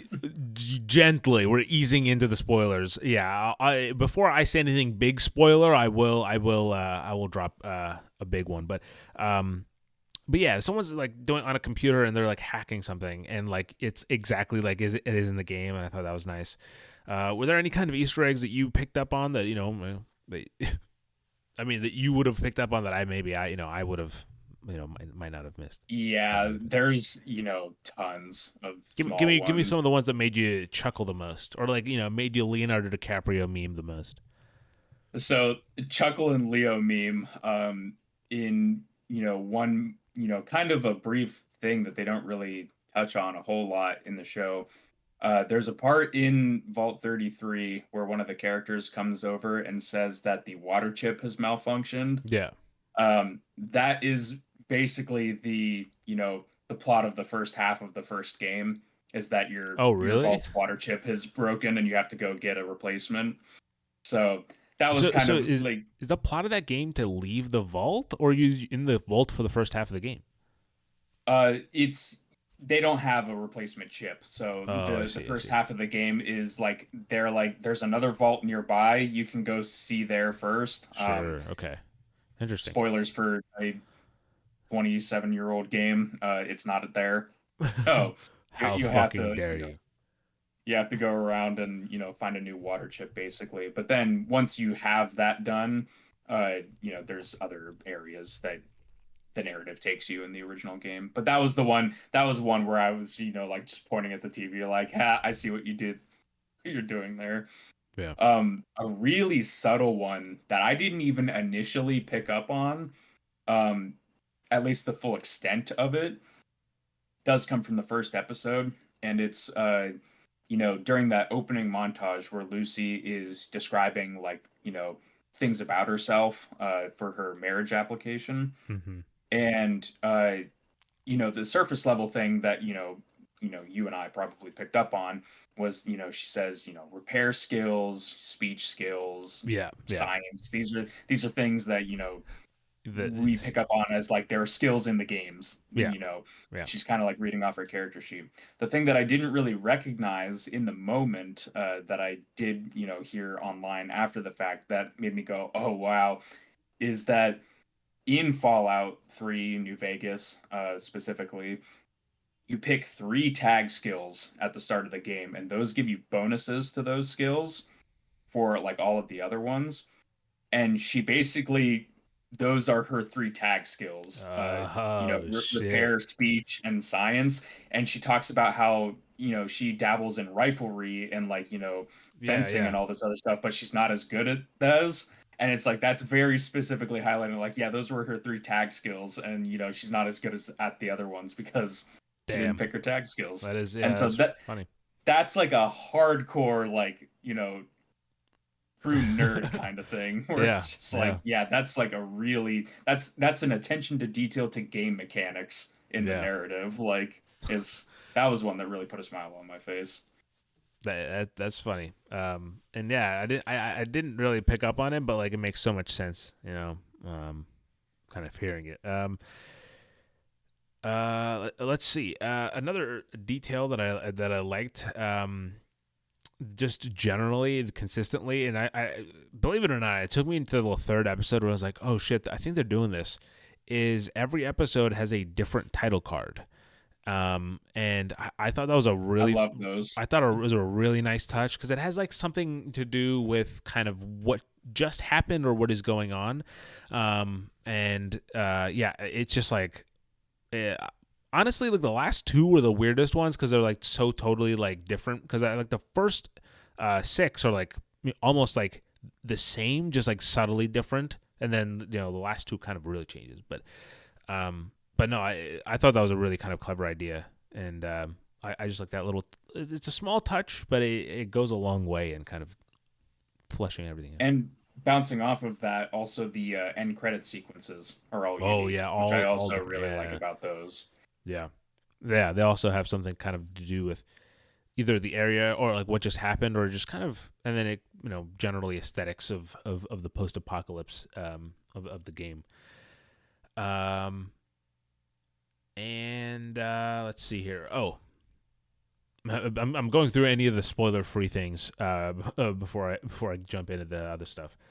Um, so acting is top notch here. It is some just like everyone. It's like everyone has committed to the bit, and it's like so satisfying. Um, I think it's Ella. I'm just gonna Yep, say Ellen Ella. Purnell. Okay, there you go. She really pulls off that like, like the innocent like vault dweller that's like kind of like has all these not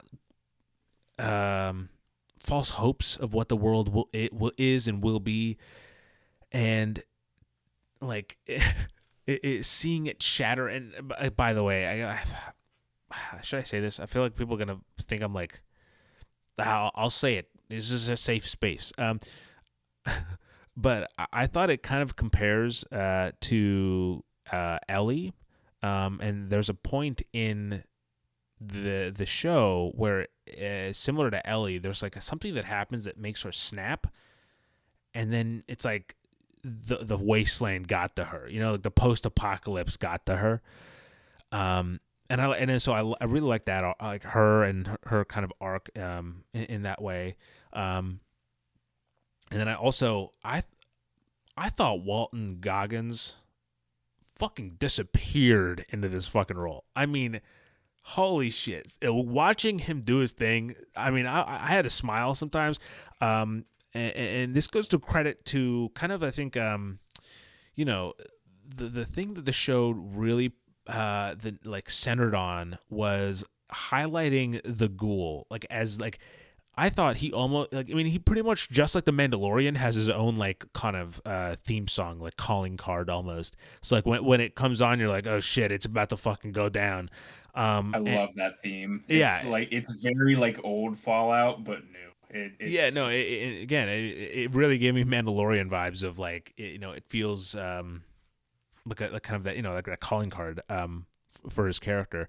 But I thought, like, even like, this isn't a spoiler because it starts this way, but the present of the character, and then also the oh, not the present, I guess the past of the character and the present of the character, both like there are drastically different looks, but he does incredibly in at this character, where I just like completely forgot that it was like someone who didn't look like that, as like when he was a ghoul. I mean, and also, I mean, props to the CGI team for the nose effects, because like they get some really kind of close up shots, and it is like, I mean, Nick and I have experience with nose visual effects, and let me tell you, that stuff there is top notch.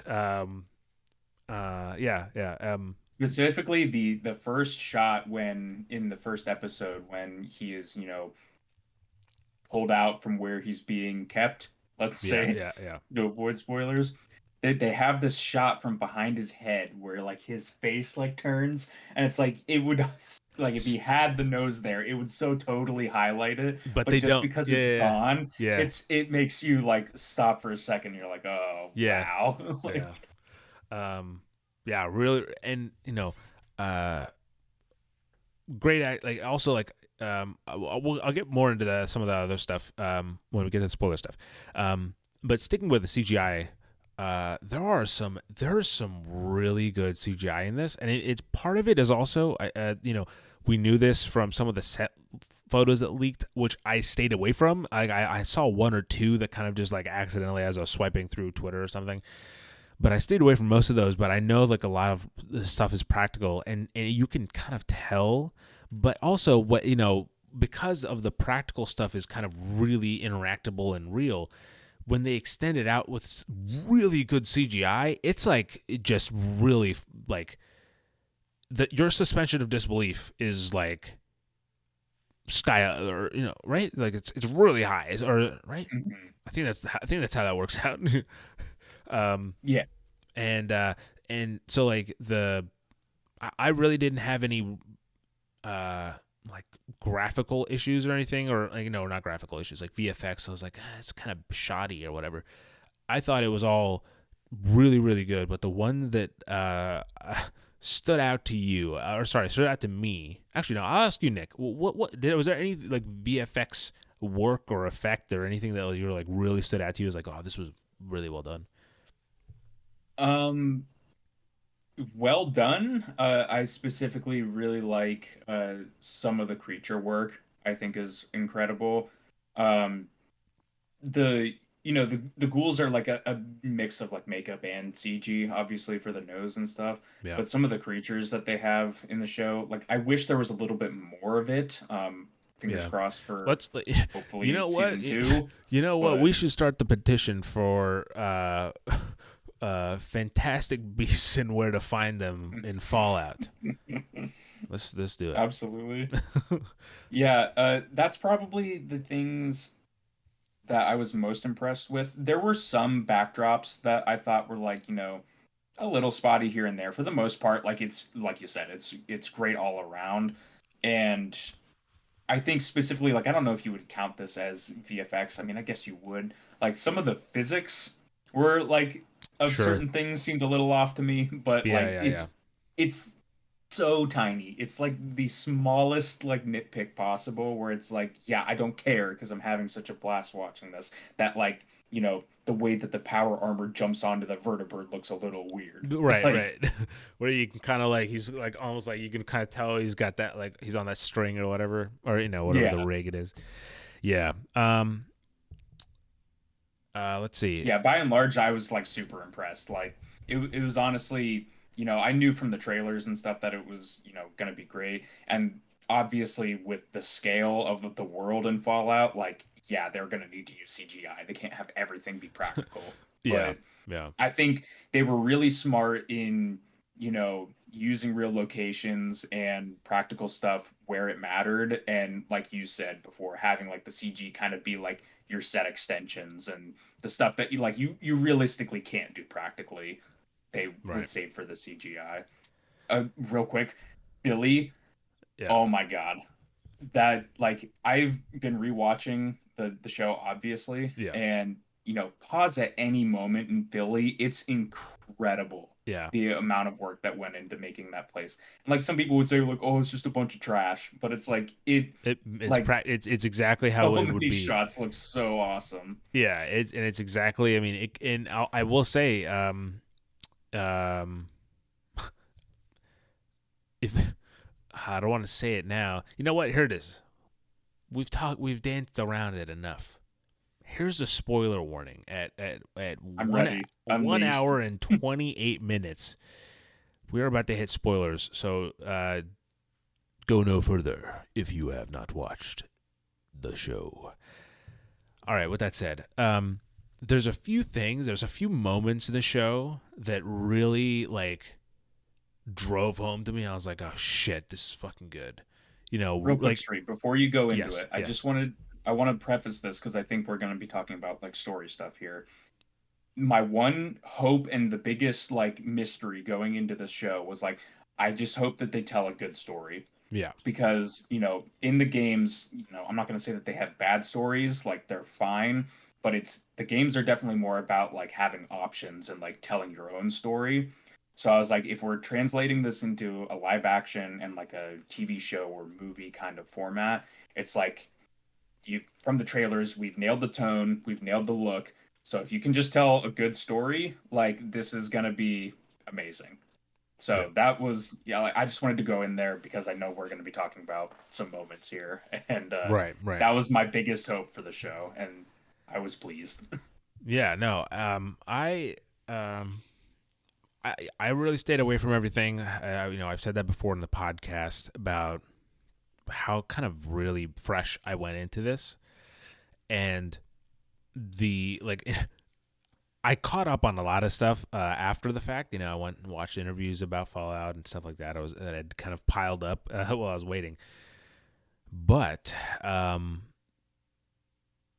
with that said, the oh shit, I just lost my fucking train of thought as I was like speaking, because I was trying to figure out how to segue into what I was trying to say. I'll just say what I was trying to say.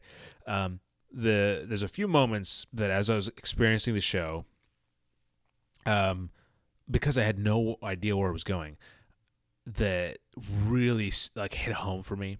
And so the moment that like the first moment that comes to mind, and I didn't write all these down. I just kind of I can go back to that moment of feeling it, and it's like it's the first time you enter Philly. Was like, oh shit, like they did this. And again, I hadn't seen Philly. I see it on some posters now, I think. So I guess maybe like some people might have already kind of put it together. Nick, you might have put it together, but like that it was like a town called Philly or whatever. But Mm-hmm. but for me, I thought like it really reminded me of entering like Megaton for the first time, and like just that experience of like, oh shit, what the hell, and looking around, and you know, just that kind of busy little culture around that place. That Mm-hmm. was one. But the one that really hit home, and look, like I said, I have very simple system of pluses and minuses, right, on this thing, and x's. There's two pluses. This is the first time I've ever done two pluses, I think, on this in this notebook. It was for the entire last episode, but that's my note. Nice. It's two plus signs and then it says entire last episode. But it's specifically the moment where I realized that they were dropping the line I hadn't even prepared for it. Like I forgot about the fact that it is a line, and then they like the character, I forget her name, but she says war, and then I'm like, oh shit, and they give this long pause, and it's like war never changes, and I was like, fuck, like that was That a line plays at the like she performs that she line so great. kills it, Like yeah, absolutely, and it's like yeah, and it's then the thing that I again we're at this point I'm just ranting.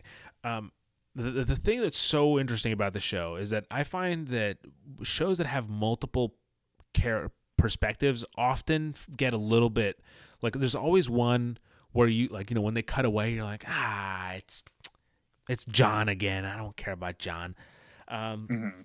but this show for me at least I did not have that, like where it would cut to a different character and I'm like, oh shit, what's going on here, and it cut to a different character, I was like, oh what the fuck is going on here, and sometimes like you'll go an episode without like going to a certain character, and again like the things that are happening are so compelling you don't really even like care, but then you go back and you're like, oh, I forgot what the fuck is going on here, and you kind of see that plot play through. Every plot line is super fucking interesting, and the way it comes together is like again surprisingly satisfying. I don't mean that in a bad way. It's just like it makes no sense how effortless or seemingly effortlessly this show pulls off like this whole fucking big fucking finale.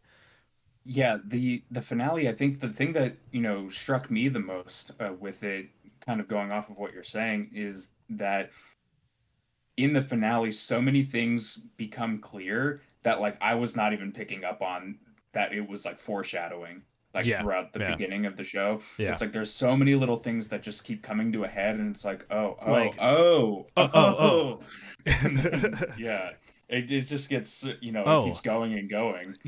here's a something. I can't believe I'm glad I didn't forget to mention this. So I I wanted to make the last episode like special. I was just kind of watching it on my TV, and it was daylight, and I was like, I don't want to. So, dude, this is so extra.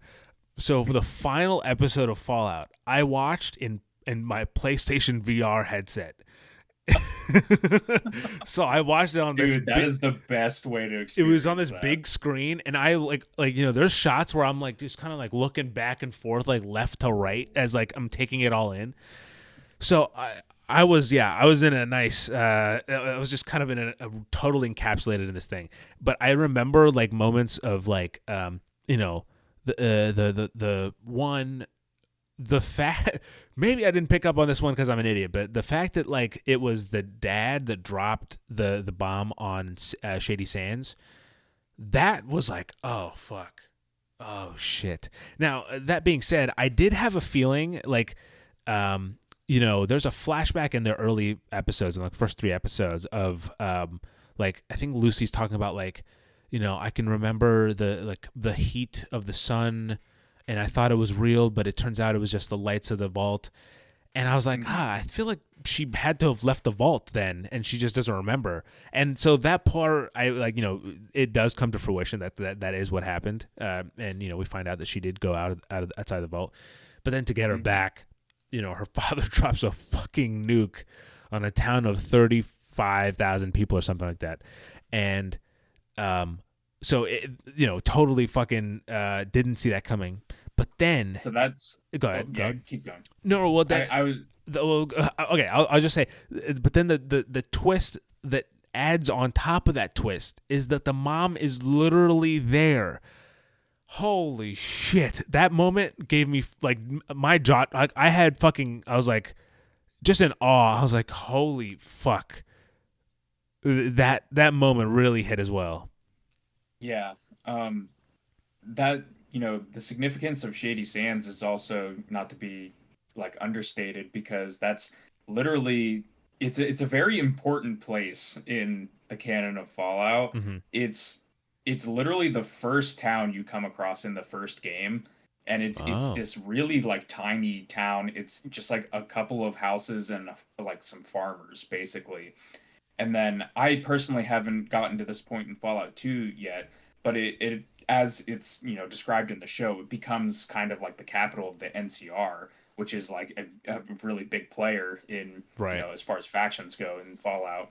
So like to have this, it's a big thing in the community right now that like is very volatile to talk about their decision to, how they handled with Shady Sands. But like I really loved it, and I liked that it was like a kind of a big swing for like, lore people like me, where it's like, oh, that's like that has some very far reaching, And things about that. that's another interesting thing too, is that it not only has these kind of big significant events within the course of this story, they're all like, the entire show feels so significant to Fallout in general. Like, just like the way it's fleshing out like Vault Tech as obviously, to compare it to, my side of things, they're the Abstergo of the Fallout series. So I like, obviously, like we've known that, but like like the way they're fleshing out some of these characters, and you get to see these characters. I mean, maybe again, maybe it's in a game I haven't played, but like to see like Vault Tech employees, and another moment that I remember that really landed for me. Is I don't know the line verbatim, but it's essentially the Bud. It's when he says like, time is the biggest, the best weapon, or like time is like the ultimate weapon of mass destruction. Mm-hmm. And he says it a few times, and if the first time he says it, I'm like, okay, and then the second time I'm like, hold on, what is he saying by that? And then the third, like when the revelation comes and it all really sinks in, and you realize what the fuck he's talking about. And by the way, that moment is actually like right when you're finding out what he's talking about, is right as it is all processing and they're flooding it with you. That's when they do the war never changes line. And so it really drives that whole point home. It's like you're at a high and they're like, oh wait, you thought that was done, and then they give you a swinger. So but you get to see Vault-Tec employees kind of working at before in the events leading up to it, and it really paints a picture that is kind of like significant to the entire universe of Fallout, has like implications that are like kind of far reaching in this universe, and just really fucking cool. Mm-hmm. Yeah, it's interesting because we were talking earlier about how, like, if you look at different parts of the show, a lot of the Fallout 3 aspects come out of it. Yeah. And that was something that I thought was interesting when they, introduced the concept of cold fusion, because that's not really something that's really been in the games. I was believe gonna it ask has. that, yeah. It's been mentioned like in very minor areas, but it's not been like a prevalent thing. But after watching it, I was thinking about it and I was like, this is kind of their Project Purity from Fallout 3. Sure. That was very localized to the DC area, and they were trying to like make clean water for everyone. Yeah. This is them trying to, return power to this area of California. So I thought that was interesting as like a little parallel to that sort of Fallout 3 DNA. And like it excuse me, it does have wide consequences for this specific area, but also it's not like, a world shattering thing where it's like the entire United States and all of the games going forward are like, changed because of this. Yeah. It's like it can still be localized just to like the show, which I do like. Like it feels both big and also, not too big at the same time. Yeah. Like, I mean, like the shot at the end where you can see you're, at the observatory and you see the lights all come on. You're like, oh shit, Mm-hmm. like, it's like this is what this means, for the wasteland. This is huge. And then, the show ends quickly after that, but like, before that, like while that's sinking in, pretty much. But like it's also doesn't reach further than that, at least yet. I mean, obviously it sets up these kind of nice tools that if should they please in like 10 or 15 years when they release Fallout 5, maybe they could play with some of these elements, if the show doesn't fucking finish it first. I have a line real quick, Sri, from that last episode that really hit for me, and that I'm interested to see if it hit for you too. Sure. Was specifically, again, we're spoiling, so extra warnings for people. When Lucy pulls the gun on her father, and he kind of stops there and he goes, "You see what this place does to people?" Yeah. I really loved that line and thought that was delivered so beautifully, because it's like, it's, reflective. You think about all the stuff that not only Lucy's been through, but like for people like us that have played the games, it's like you think about all the like weird and crazy shit that you've gone through in all of the other games. And it's like, that just is one of those small little lines that, kind of, it makes you think about like, the world in a different way. And I really like that, how it's, this intimate moment between them, but I just really loved how that line was performed, like the war never changes line as well. Yeah. No, and I do think it's kind of I'm definitely reading into this. I want people to know, but I mean, like, I enjoy the fact that I'm reading into this, because I know it's just like an observation, and I think nothing more. But I kind of like the way that her arc kind of resembles at least my own arc that I've had in Fallout. That it's like, where I'm like, I'm going in. I'm Mr. Nice Guy. At least the first time I'm playing Fallout, like any Fallout, I always play it that way. And then the next subsequent ones, same thing with like Skyrim or anything like that. I go in nice really first in my first playthrough, but then like as you're doing these things, just like it's like Sure, murder people, yeah, okay. And it's like the world's just so fucked up. Then by the end, you're like, you're good. You did the thing that you're supposed to do, but like, what the fuck was the cost? So like that whole thing was, I thought it was a fun thing for my own, experience with Fallout. But Mhm. specifically with kind of the actually what it is in the story, like I was saying, she has the moment where it's similar to Ellie, where Ellie has it. Spoiler for The Last of Us. Ellie has it in that in her encounter with David. Well, that's when she's like really like, the post-apocalypse has gotten to her, and Ella, or sorry, Lucy, also has that in in this show, where you realize like the post-apocalypse gets to her, and she kind of becomes a little bit more resilient from it, and kind of a little bit more cold. And I think that again, the way that they build the show, and like I'm a sucker for something that's like repeated but has different meaning type of thing. And the a very very very good setup in this show is Okie Dokie. And it's the way that it changes and transforms from the start of the show to the end of the show is like, well, I mean, huge, and it shows so much kind of character in just that simple kind of line that they kind of establish early on and kind of reiterate on throughout. Um, is there? Well, do you have anything else big to talk about? I'll get back to. Yeah. I mean, I can pinpoint some other areas that I really love. I really love the opening to the show.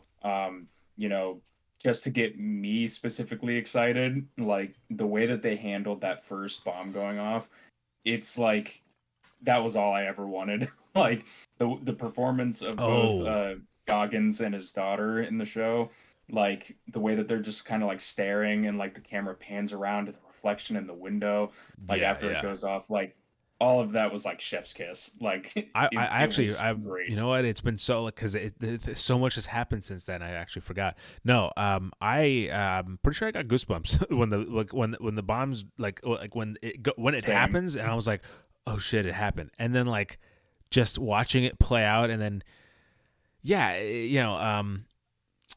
again, it It's sets up definitely this like extended for like the the dramatic dramatic effect because effect like the before it hits. shockwave comes like 30 seconds after the explosion goes off, but Yeah, like yeah. that moment hits Hey, when it I'm no hits. scientist, It's dude. so I good. can't question it.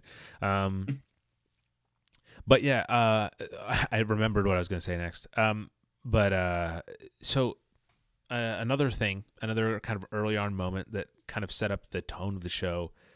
Excuse me. For me, was the the when the ghoul uh shoots the scientist's foot off, and like it I love happens that part. so fast, and it's like blink and you'll miss it. Like he shoots, this isn't Star Wars. There's no question about who shoots first. It's the ghoul every time. Yeah, And it's the goal. uh and so like he shoots the foot, and you're like, oh fuck, this show doesn't give a shit about anyone. And then it only further emphasizes that point by like him, like, essentially suggesting to cut his head off and transport that I across the love that wasteland. moment too. Yeah, like that's when I was watching it for the first time, I was just like, And oh that's man, another okie this dokie place is moment. gonna go really like, out there Yeah, with what you're doing. So yeah, I love that. yeah, Dude, and the ghoul's gun is so cool. it is. Like that one that just like it I don't even know what it's shooting, but like, It's it. in the You foot know what? In shot and my the other head, one's like it you know what I imagine explodes. it shooting in my head. It's Hmm. those little tiny nukes, like I think that's what it's supposed to be. Like that's I what don't they know. Did they look show it like. at any point? I'm not sure if they. I don't. Oh, do they show It's them it specifically? it's in the shots when it's like recreating the vats like cinematic angles in slow mo. Oh, It like follows it behind and like it oh, then it yeah, looks kind probably. of like a tiny Maybe nuke. I thought I just put that together in my head. I also, well, the reason why I said I put together in my head is just just today I rewatched this clip that was going around from I think it was Fallout 4, where this guy goes up the stairs and he activates VATS, and it's him. It's an angle of him shooting, and he misses once as he's reloading. The nuke flies by, and then yeah, great. You know, I think it's a very well known clip in the community, I guess. But yeah, and like at that point, you really understand like how the show does not give a shit about characters, and so much like again.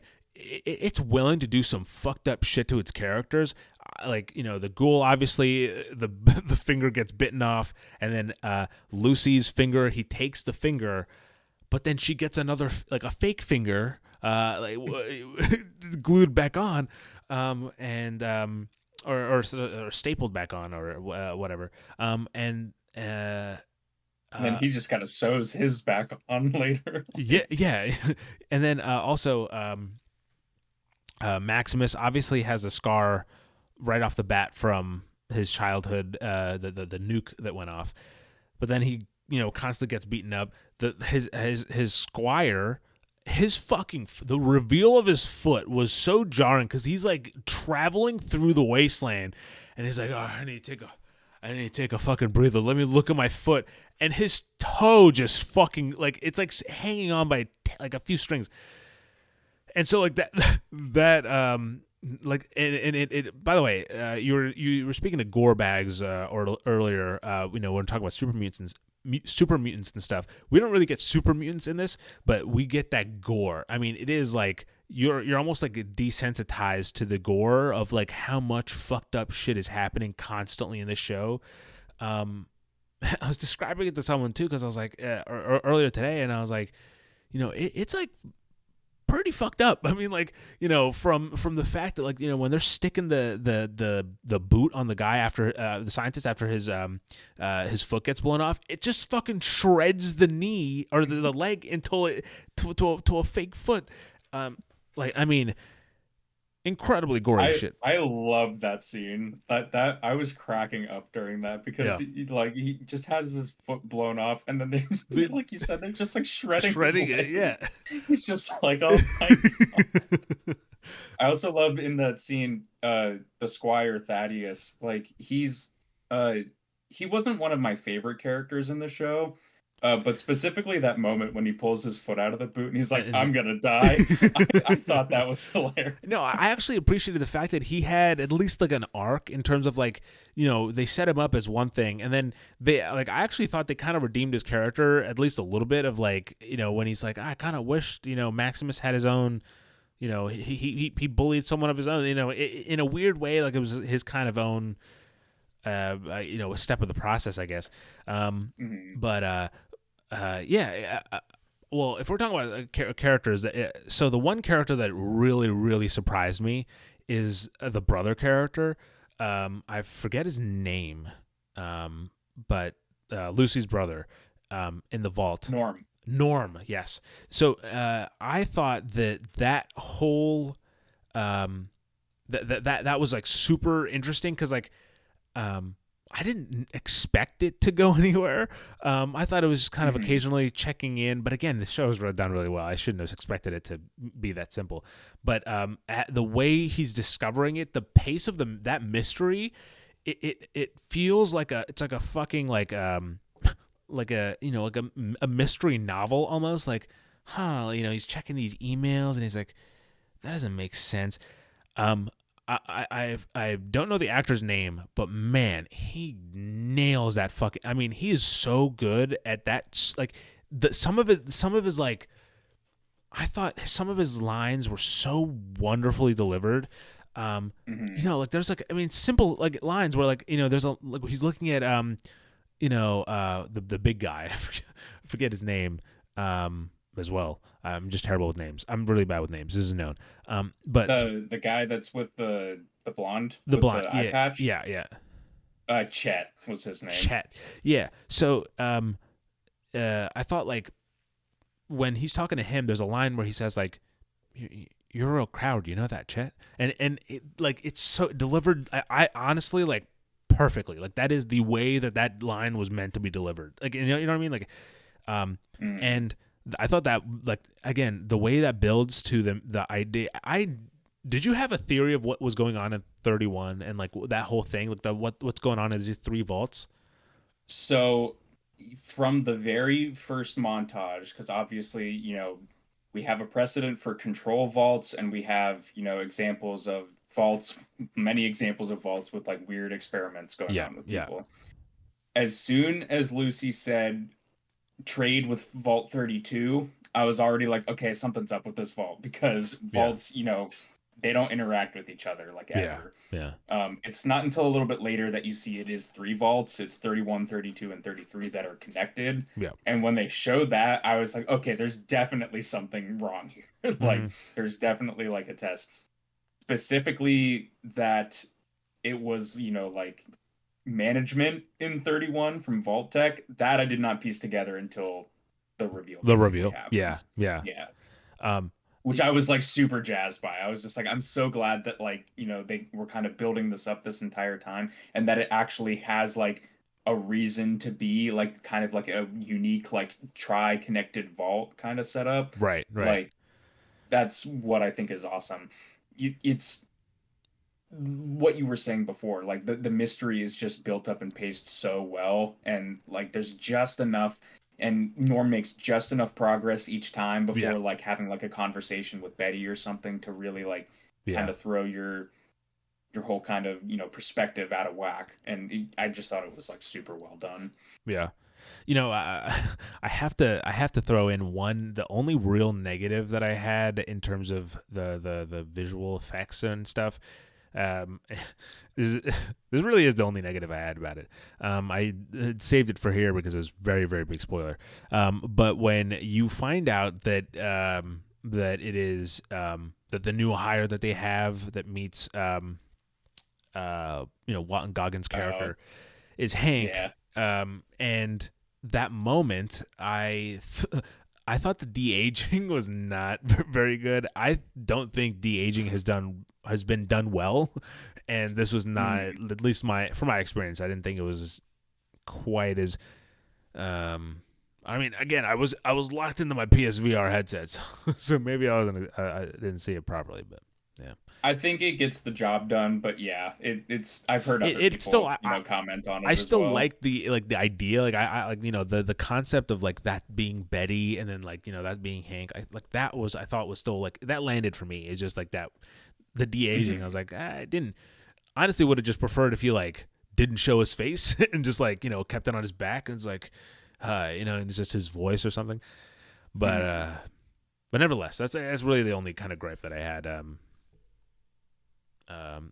with it. But I was gonna go. It was gonna go down the list of the shit that happened to people because obviously the squire not only does he have his foot mashed, but then his foot is regrown and he becomes a ghoul, or he's in the process of becoming a ghoul. And obviously, I'm sure in the next season or so, which has already been greenlit, we'll get a little bit more of that, to some degree.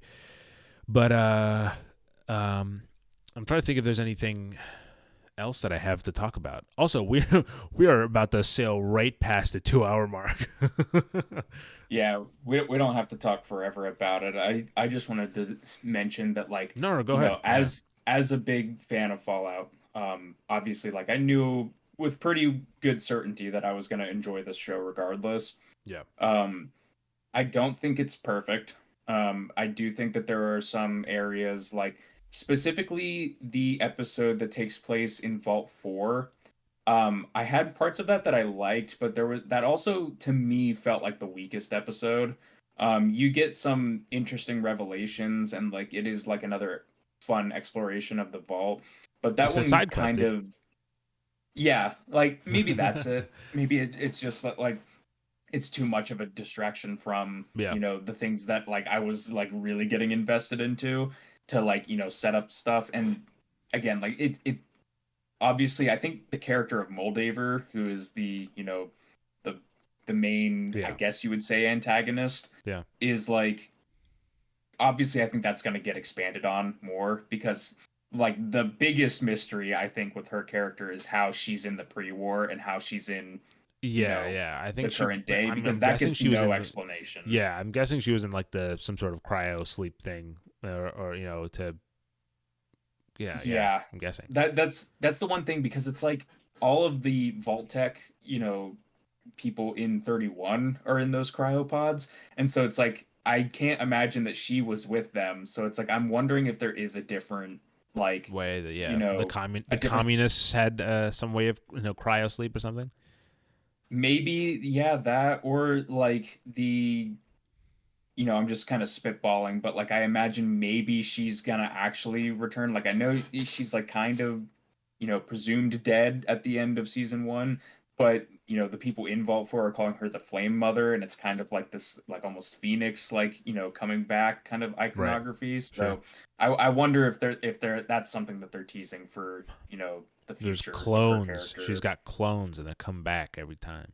That's what's That's coming. something that's crossed my mind. So um. yeah, like that's what I'm, kind of interested in. But yeah, by and large, I really love the show and I want more. Yeah. So I hope that it doesn't take 4 to 5 years for another season. But Yeah.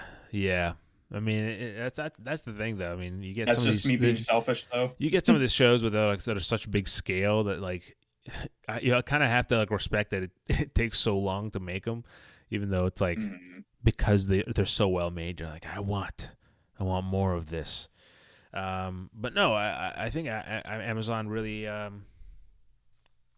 got a hit here. I mean, personally, I haven't watched like Lord of the Rings, even though I do like Lord of the Rings. I haven't watched the Rings of Power show, but I've watched a few kind of Amazon shows like Wheel of Time. I've watched like Reacher, Jack Ryan, and like I think this is like one of their kind of strongest, like pure kind of I guess I say fantasy as in like fiction kind of thing Mhm. show that they have, because it is so. I mean, like I'll quickly saying like to Wheel of Time, I find that they both have world building and stuff, and they both have really high budgets, but there's like the way that I thought Fallout did it just kind of really worked for that specific thing that it was doing. And I think Wheel of Time does it well too, but I'm just saying.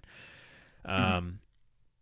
But yeah, I think this is a really fucking good show, and probably one that you'd at least want to use a prime trial to get through. I don't know how that stuff works now. If you have a trial, just kind of you can watch it or not. But I have to um, do ads or something. But yeah. Well, I mean, I pay for it, and I have to do ads. So, yeah, same.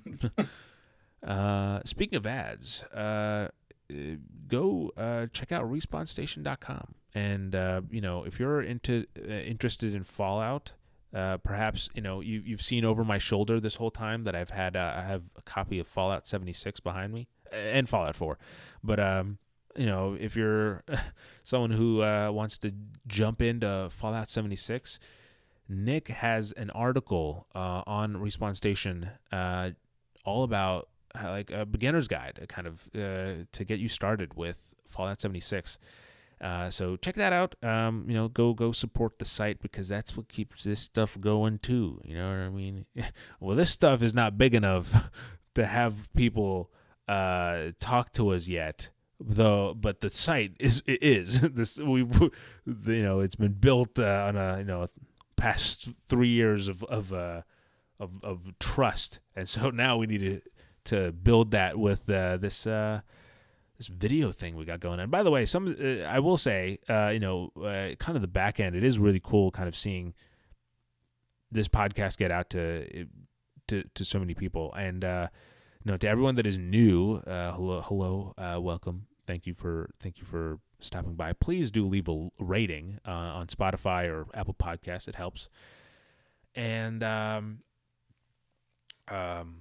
also, there have been people that I know in the industry that have watched this podcast, and that's an interesting thought to let that sink in. Nick, open the door and let that sink in.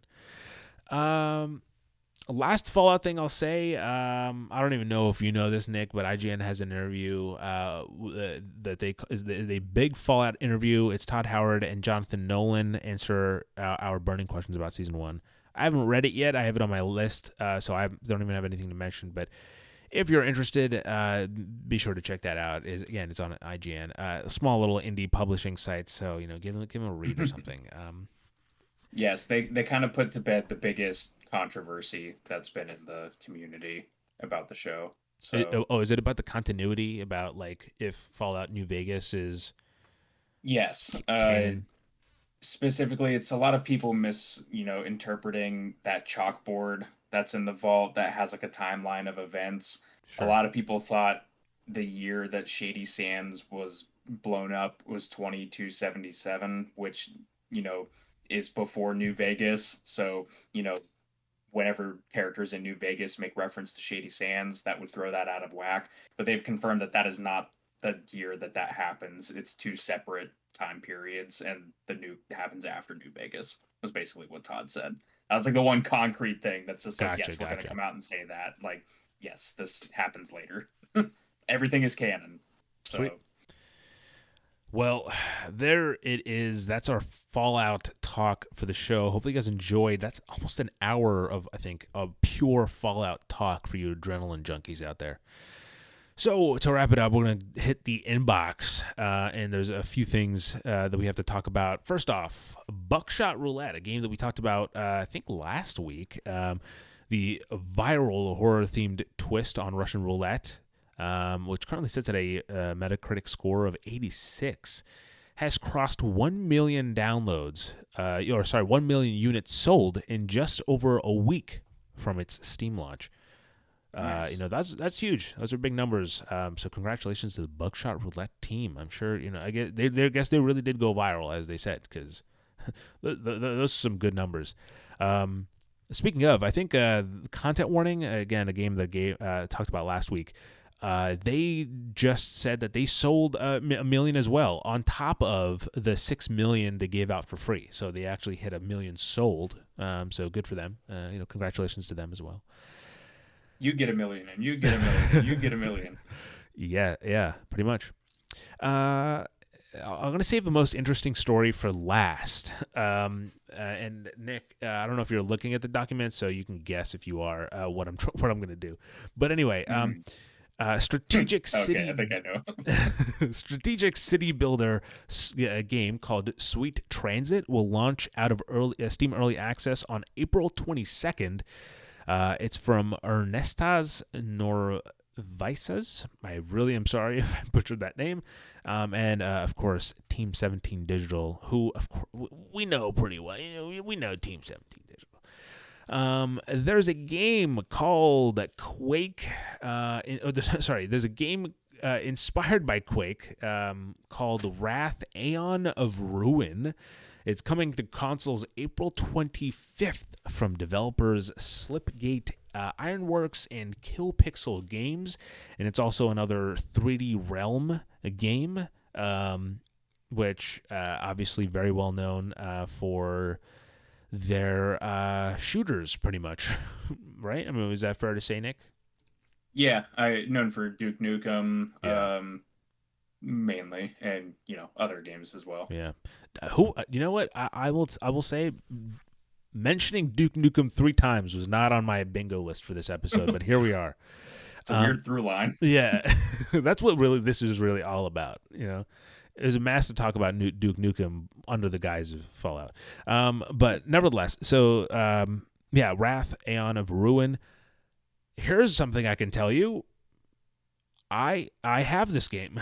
You come back next episode to see what I think about it. And another game, wink.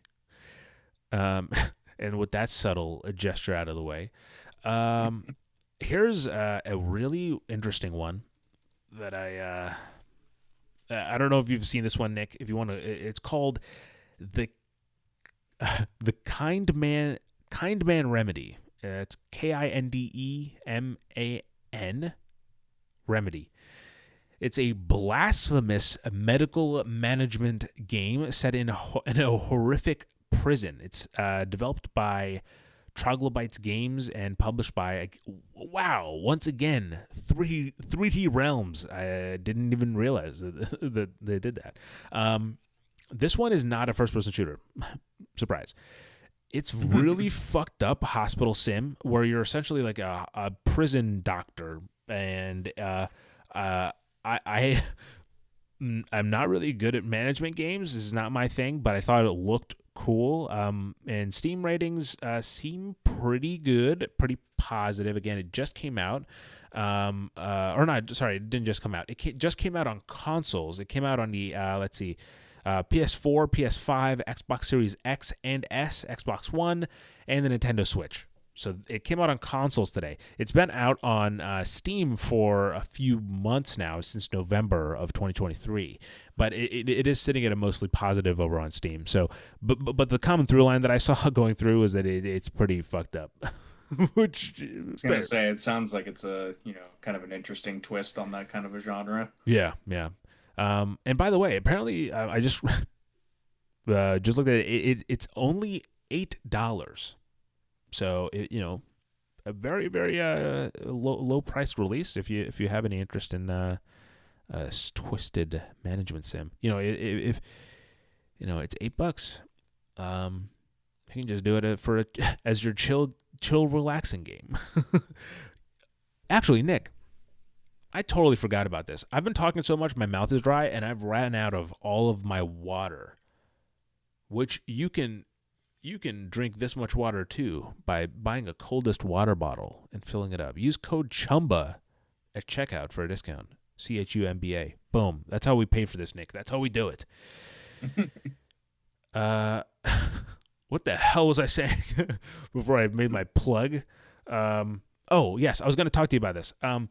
Did you see that the ex-president, or former president of Blizzard, Mike Ybarra, did you see his tweet? Or should I specify? Is this in reference to like tipping game developers? Yes, it is. Mm-hmm. So I did see that. He essentially suggests that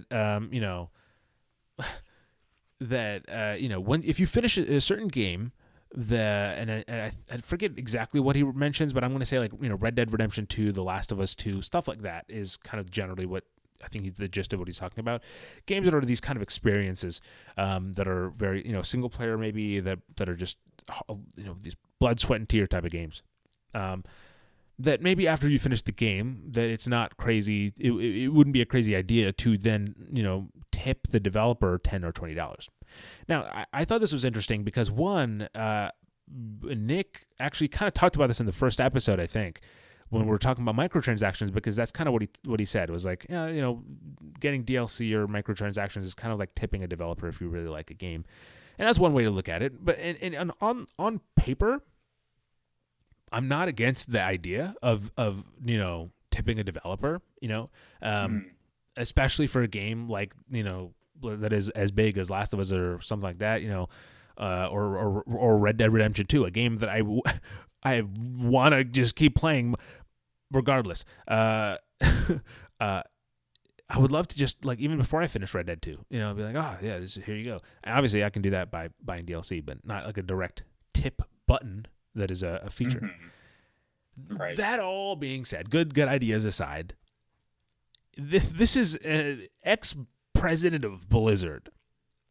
Let's talk about company. Who's saying this stuff? You know what I mean? I appreciate that if there's been a huge change of heart or whatever, but also how many executives are taking these gigantic paychecks? Well, Take-Two today, you have to imagine Take-Two is in the next year or 2 years, even at the, we'll push it back a little bit for projections, they're going to be making at least $1 billion on GTA 6. Mm-hmm. That's going to happen. Today, they just let go of 5% of their workforce because they had to make cutbacks. I mean, what the fuck? What the hell's going on in this goddamn industry? Yeah. I digress. I digress. Good Yeah, idea, but I see still. where it's coming from. Like, I think it's, for games that you really enjoy and feel like doing it. Like, yes, that's the point. But yes, you also make a fair point with some of these companies that, Yeah. I don't know if I would put a Blizzard game on that, tip list, basically, based on my experiences with them. But, Yeah. Yeah. some people would. So a lot of people would say that Bethesda wouldn't, and I would. So, Second to last thing we have for today. Let's Revolution. This is a colorful roguelike puzzle mashup with award-winning animation. Oh crap! Let me actually read what I'm saying. Sorry. Let me read what this is what I get. This is what I get. This is the inbox, guys. I just read what the hell. I just read what start. Okay. All right. So Let's Revolution is a colorful roguelike puzzle mashup from award-winning animation studio Buck, who are, according to this, credited to Spider-Man Across the Spider-Verse, Love, Death, and Robots, and more. Probably like did some kind of work here or there. I'm guessing for the VFX.